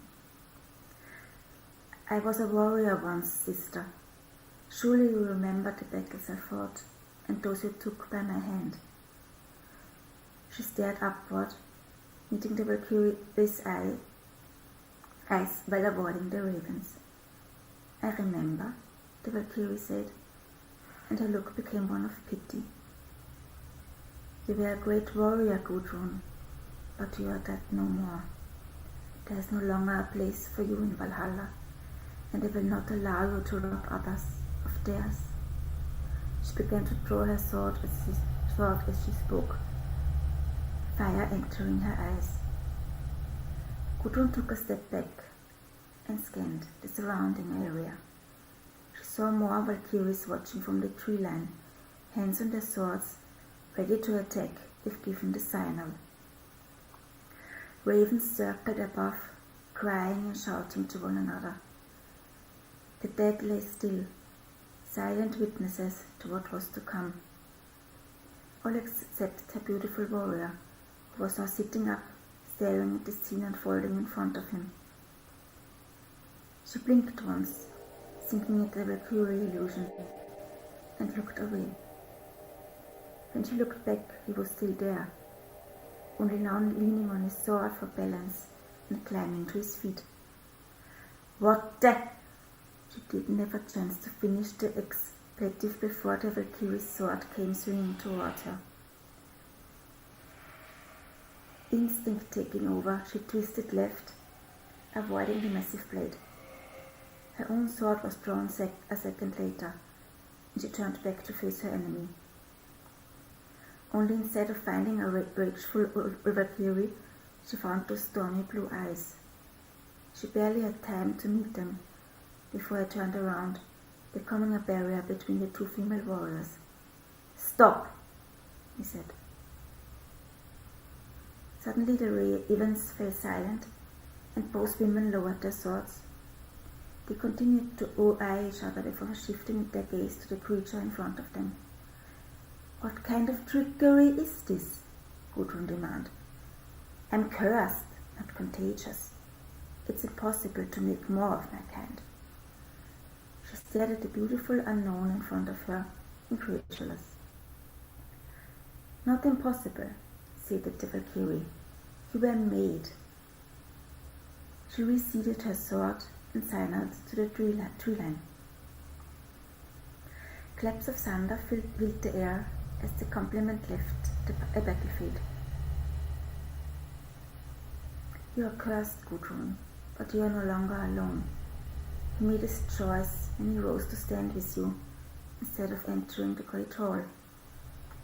I relinquish my claim on him." "I don't understand." Her head was spinning as she looked from the arisen warrior to the Valkyrie and back again. "You don't need to," said the Valkyrie as she spun on her heel. The raven perched on her shoulder suddenly took flight. With a final booming thunderclap, the battlefield was once again deserted. She could feel those blue eyes on her and turned to face them. "Am I dead?" he asked, as he palpated the gaping wound on his side, which was slowly closing. He looked around the battlefield, then down at the patch of ground from which he had risen. The mud there was a dark crimson color. Gudrun saw him shudder, then looked back at her. "No, not dead," she said. "But not human anymore either. We need to move." She started walking toward the forest and heard her risen warrior follow a moment later. He caught up, and they fell into a silent rhythm as he disappeared into the safety of the trees.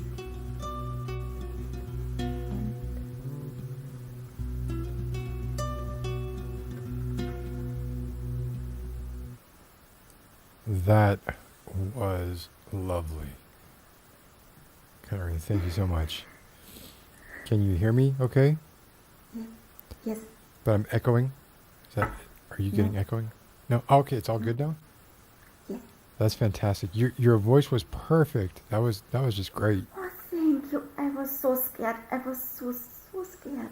Oh, it didn't come off that way at all. You hit it well. If you But that was a great story too. I really enjoyed that. Yes, I love it. Yeah, that was lovely. How are you doing? Thank you. I feel a bit sick, but it's fine. Sick like flu sick, kind of? No, overtired sick. Oh, that's right. It's very late for you, isn't it? 3:30 in the morning. Yeah, go get out of here. I'm so sorry. Please don't. Thank you so much for reading the story. Thank you. That was lovely. If you look at the chat, everybody loves it, and that was just great. Thank you, guys. Thank you. I'm so glad.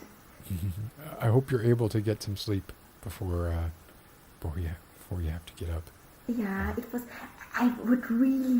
It was it's so inspiring and so beautiful. Like the idea was really cool, don't you think? Did you get caught up in the story as you were reading it? Yeah. It's so weird how that, like, I love that's the magic of stories, I guess, right? But a well-written story, and Grace is a great writer. Like, she writes all the time. Yes. So I'm not surprised. But your reading was spectacular, and thank you for staying up so late to do it. And we'll talk again soon, Katarina? Yes, thank you. Okay. Good night. Good night, everyone. Bye. Thank you, Scott. Thank you so much. Oh, thank you. Get God, I love doing this. It's making me want to do another one of these because we're going to run out of stories soon. It's making me want to do another one now. Okay, so maybe we can do one more. Right? We're coming up on 2 hours. Maybe we can do one more. What do y'all think? Does anybody feel like reading a story? Got a few more stories in the hopper. A few more to go.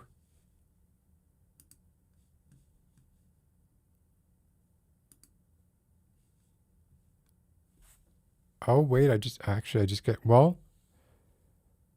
so Voice Quills is still around and would like to do one.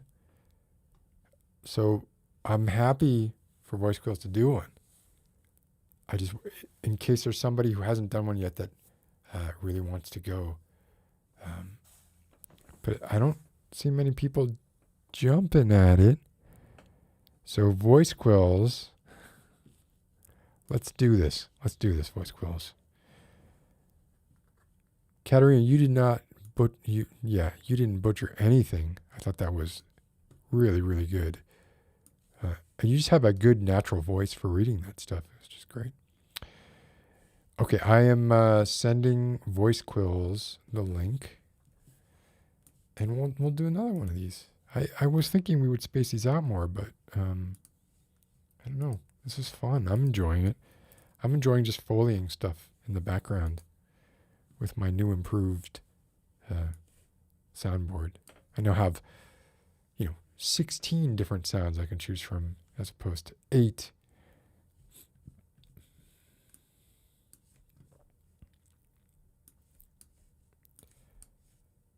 All right. And let's see, I'm going to, again, I say randomly, I'm pulling up the stories and then I'm just kind of moving my mouse cursor around like crazy and then whatever it lands on. But sometimes it lands on something that isn't a story, so I got to do it a few times.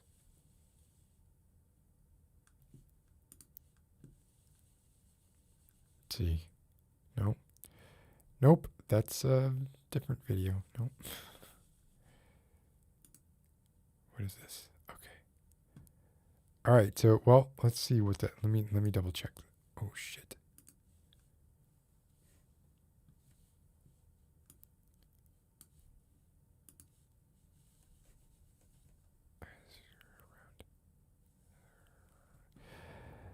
Voice Quills is in the green room.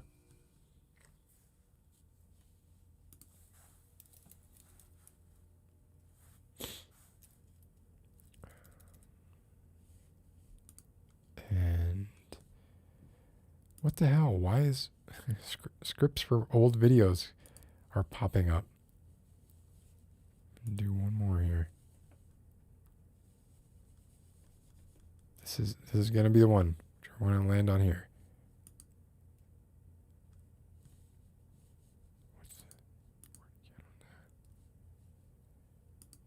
Okay, I landed on Ram Jam, a story by KJ Bervin, who we all know.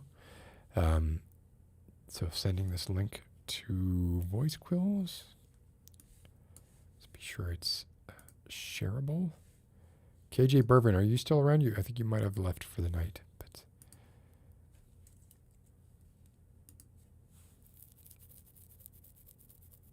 all right, Voice Quills, I just sent it to you. If you got it, let me know with like a thumbs up if you're able to access it, in case it needs permissions or something. Still so bright out. Gosh. Oof. That's right, Ram Jam, and Voice Quills is. Voice Quills is ready to go. Let me bring Voice Quills on for a second before we jump into it. Voice Quills. Oh. Hello. Oh, I do hear. Wait, can you say something else real quick? Hello, I'm here. Is it all good? It's there's a bit of delay. I think it's going to resolve. Like it seems like at the beginning of the call, maybe it does that sometimes, and then it just kind of resolves. Um, but so you have the story open, Yes, I do. and you're not going to be thrown by any Foley work that. Unless it comes through like super loud, it should be fine. I'll be So very hopefully this time. very subtle, sorry, go no on. horns or anything like that. It's just going to be some sort of background mood setting stuff. And Apparently audio's weird again. the audio's weird. Hold on. I think. Oh, left ear only. I'm here. Yeah. let Is me- it fine now? Because I did the same as last time where I swapped it and then I back see it again. in both now, Okay. and it's Also, much just to check, it's not. Oh, sorry. it's louder, and it seems more consistent. It's good that it's loud. Yeah. Okay, good. It just also last time because I went back and looked just to check, and I could hear when I was reading it was like crackling every little bit. But There's I'm a not little sure. bit of like a crackle every once in a while, but Okay. I don't know. I don't know if there's a way around that, but I think it's okay. I'll see if I can fix it. Ooh, I don't know what magic voice quills is gonna do to fix the crackling.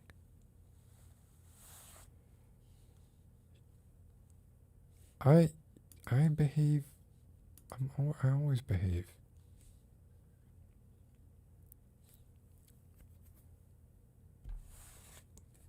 While you check that, I will bust out the Ridge wallet. By the way, I tried those. I was sent like some sleep phones a couple weeks ago, and they suck. So I shan't be doing anything with those. They weren't actually the brand sleep phones. They were different. They were called enjoying phones. They were not enjoyable in any way.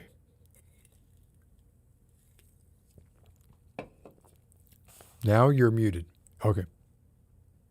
Or that mean 2 minutes? Oh, gone. Gone. I'm left on my own. What do I do here? And back. Okay. I just had to refresh because I basically turned off my preamp and then back on. You're in one ear again. Okay. Still one ear. Still one ear right now. Yeah. Then if I swap it back, Now Both you're in both ears? ears. Both ears. You sound good. right, and there's no crackling every few seconds or anything. It's all I have not heard any crackling. okay. Good. All right. That seems to fix it then. The signal is strong. We are good All to right. go. So this is with so this is KJ Bourbon's story, and it's called Ram Jam. I have read this. I don't think the name is anything risque or anything like that. But if it does get, well, I'll be reading along with you. Anyway, okay. So I'm going to turn it over to you. Voice Quills, is that okay? Yes. All right. Here we go with Ram Jam. All right. Ram Jam by KJ Bourbon. Cresting the wild grassed hill was proving difficult in the April drizzle. Vera tightened her grip on her walking stick and puffed loudly as the summit grew closer. Her long sleeves felt more stifling after the exertion and humidity from the last hour's trek. A squelch and immediate thud from behind signaled that her companion had lost his footing again. She looked behind to see her Gil wiping the soil from his hands and knees. A little more, Gil. We'll take a breather at the top. Fine, he exhaled. Vera turned and continued the ascent towards her destination. It had been several years since she'd been able to return to the pasture. The verdant land with its fauna had been a treasured retreat from her childhood. The property owner and family friend had passed not long after the new year had begun, and time to take at least the last glimpse at a setting she had deemed something out of a Georgian-era novel was growing short. The land was deemed a burden by its heir, and proceedings to put it on the market were underway. A buzzing overhead prompted Vera and Gil to whip their gazes towards a large drone hovering high in the grey sky above them. Looks like Gritman's arrived, huffed Gil, stepping past Vera. I don't blame him for wanting to skip this damn hike. Vera rolled her eyes at Gil's sourness. It puzzled her how someone with as much access to the open spaces and vistas of the countryside as him turned out to be such a callow crab of a human being.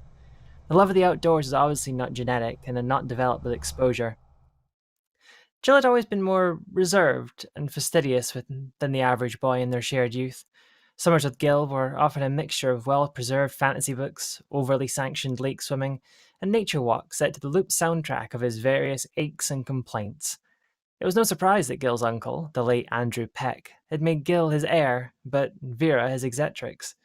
A last task had to be carried out to make sure the property was ready for sale. The endeavour was Vera's to accomplish, and Gil's to tolerate in order to confirm the land was, in Andrew's word, fit for city folk to set about. Gil, you'll see this is worth the effort. Trust me, she chided.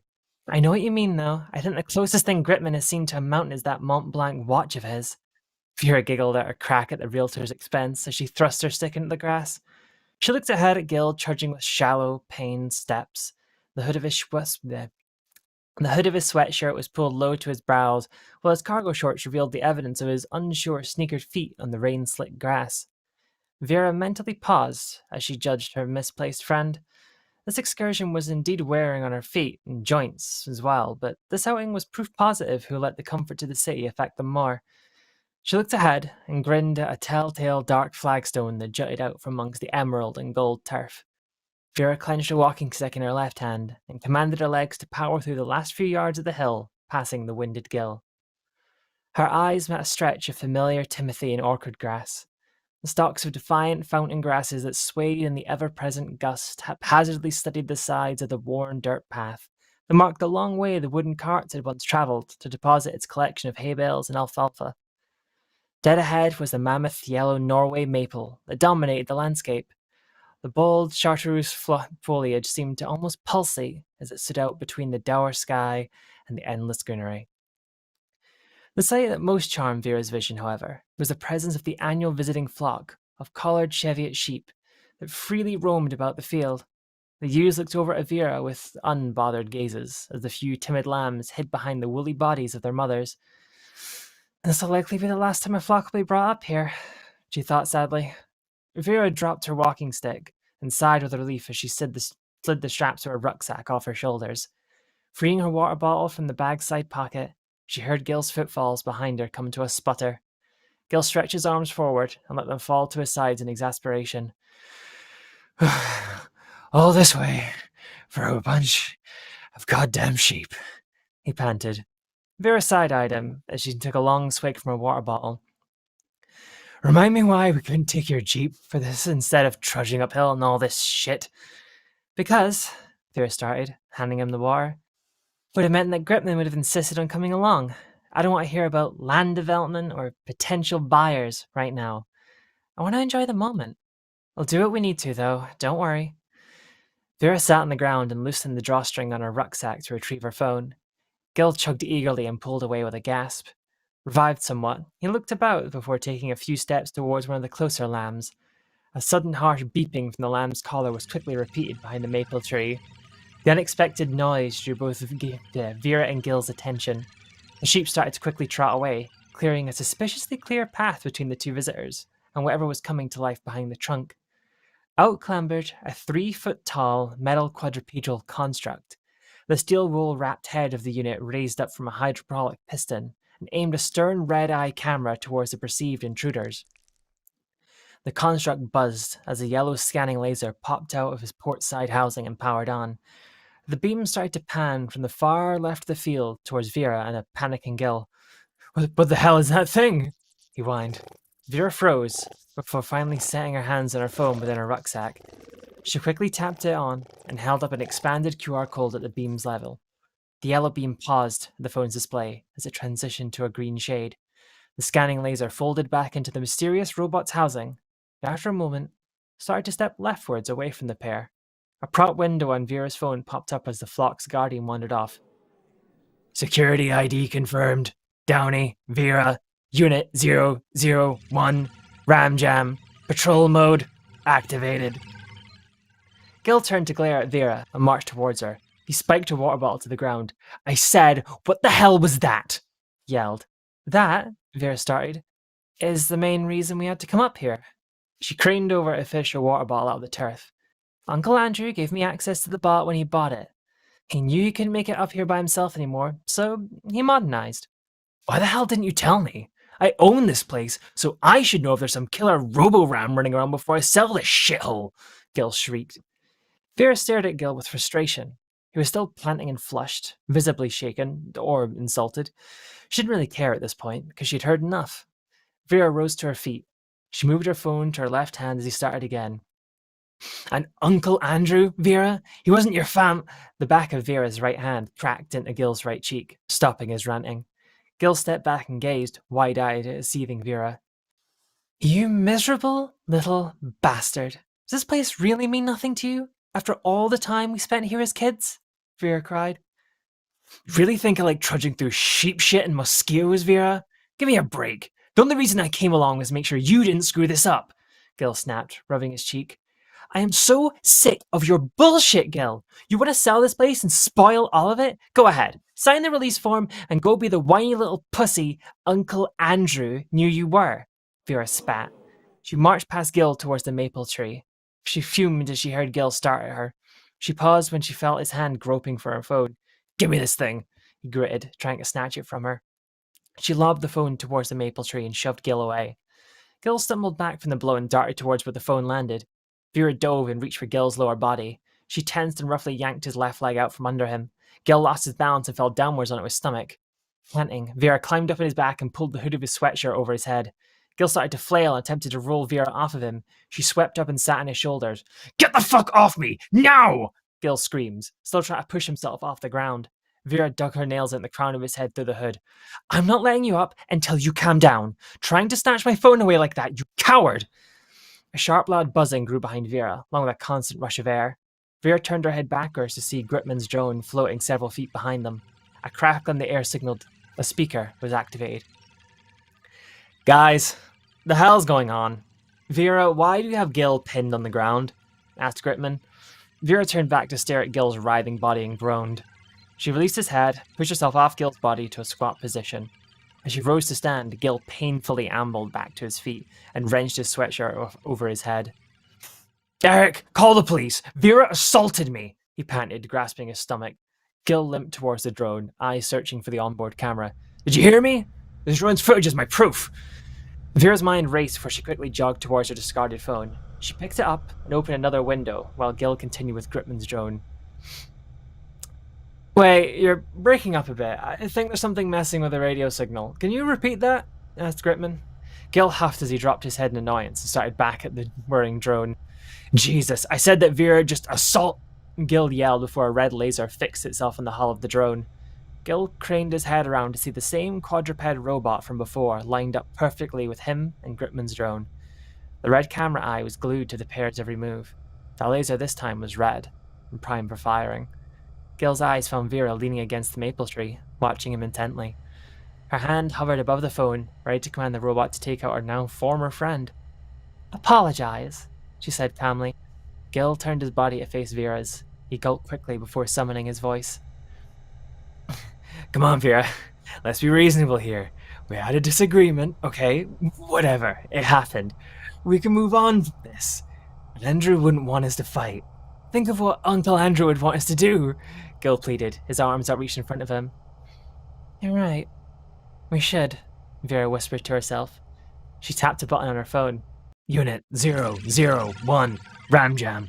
Manual defense mode. Target locked. Firing. The beam struck the drone, puncturing its hull and igniting the lithium batteries within. The drone quickly fell from the air, bursting into flames. Gil jumped away from the explosion and fell to the ground. He stared at the burning wreckage charring the orchard grass. Whirring hydraulics coming towards him brought him back to his attention, as the robot was now to the right of him, standing a foot from his rumbled frame. Gil sat frozen in place, held fast as Vera slowly walked from the maple tree to face him.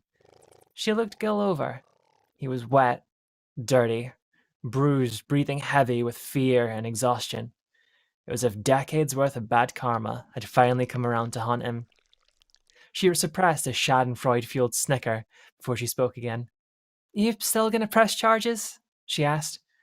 Gil didn't answer, eyes darting between Vera and the robot. Answer me, she gritted, hovering her index finger over the face of her phone.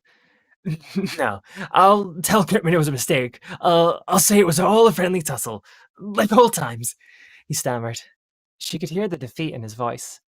She savoured it. For a moment. His humility was quite rare.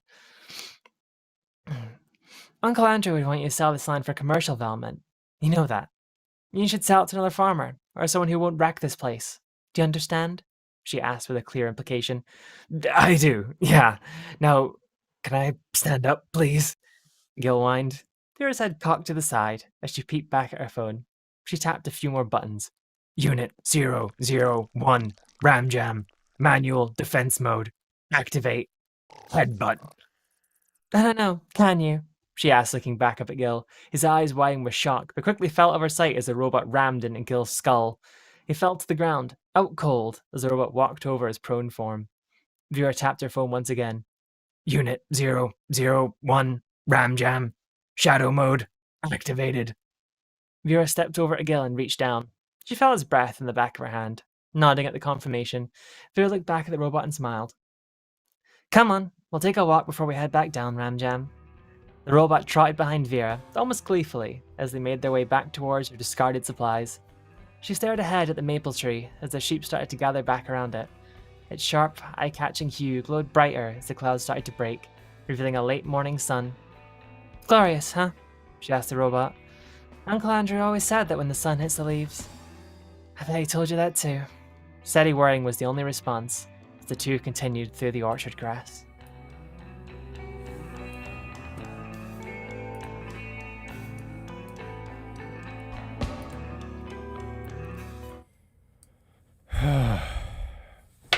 Whoops. Oh, dear. That was another voice quills. Your range is astounding. I wouldn't want to be on the other end of your anger just from that little bit of what I heard there. And that was one of those stories. I love that story too. It was very, I had no idea what to expect, like going into it, right? And it just sort of, that was a very sort of Black Mirror inside number 9. But hinting at like the pathos between the two, I just thought it was great.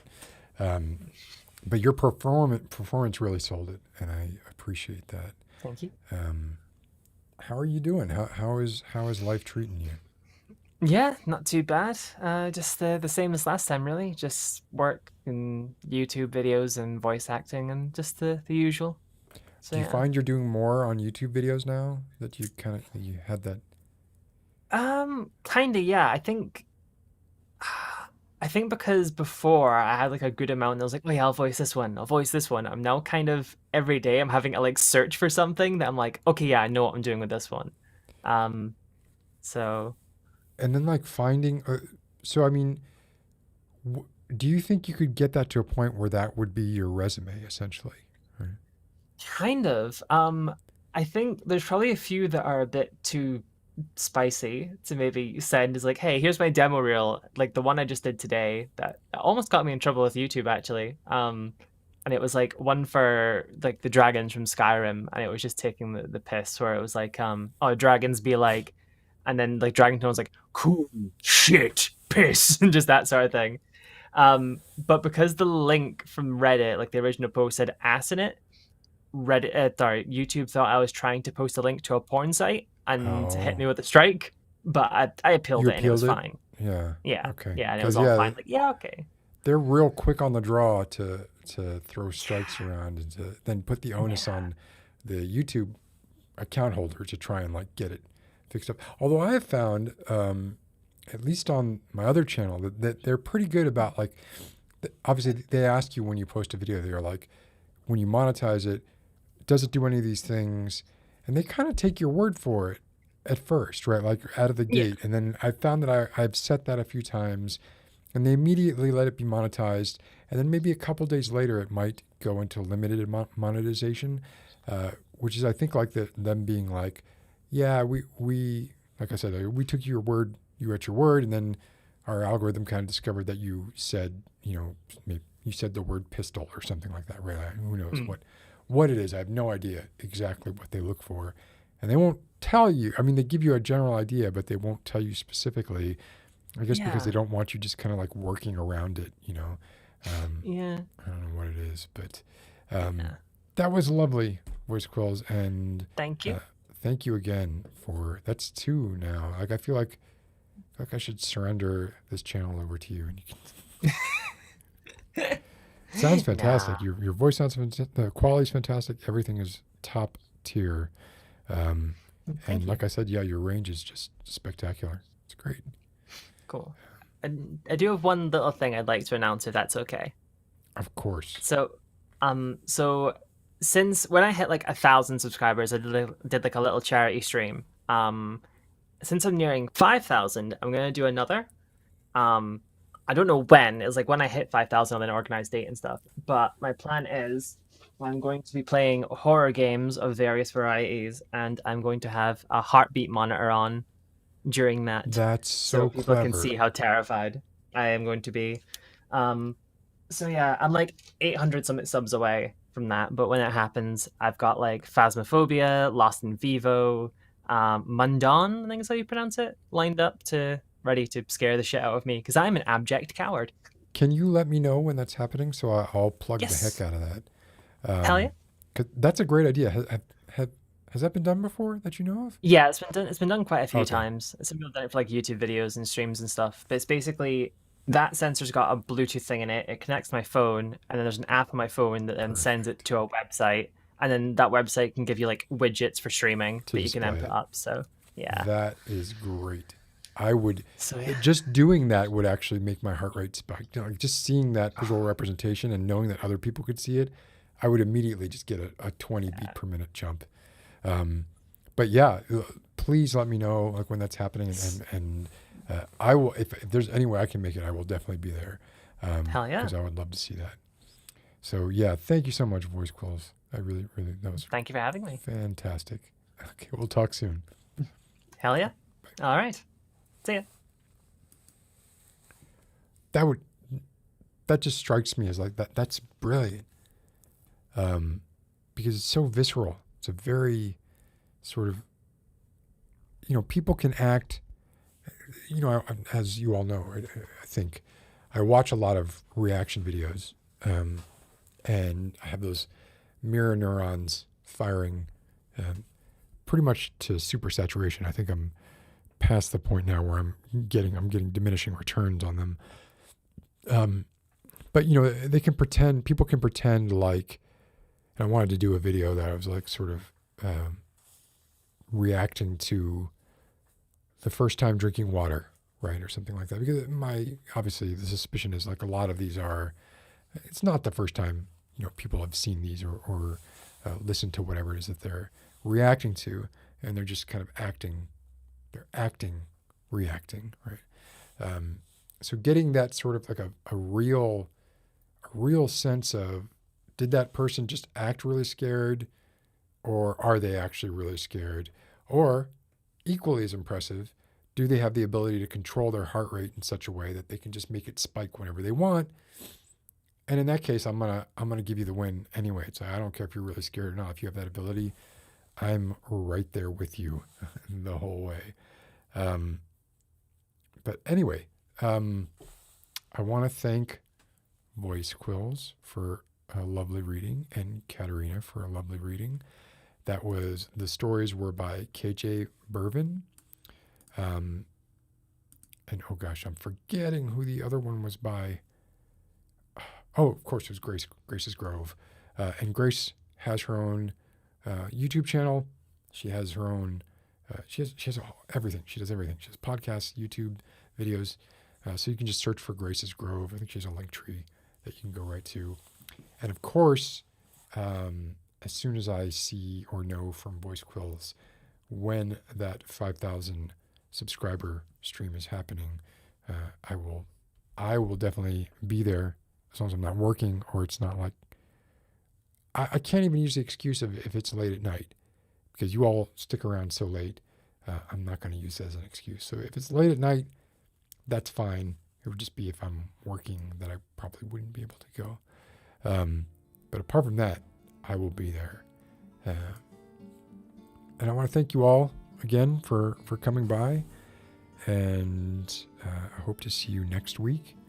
I will say, been playing Control on the PS5. They optimized it. The reason I stopped playing it on the PS4 was because of how slow it is. So now we've got like several games going at once: Control, Disco Elysium, Cyberpunk 2077. I think I want to stream one or two of them. Have a good night, Q. Thank you for everything that you do, of course, and good luck with your work call. KJ, good to see you. Great story. Loved it. Night, Carolyn. Thank you for coming by. Ava, thank you for coming by. ASMR Twingles, thank you so much. Hopefully see you all. Oh, there you go. That's perfect. Well, maybe perfect. It's a week. Whatever. I'll figure it out.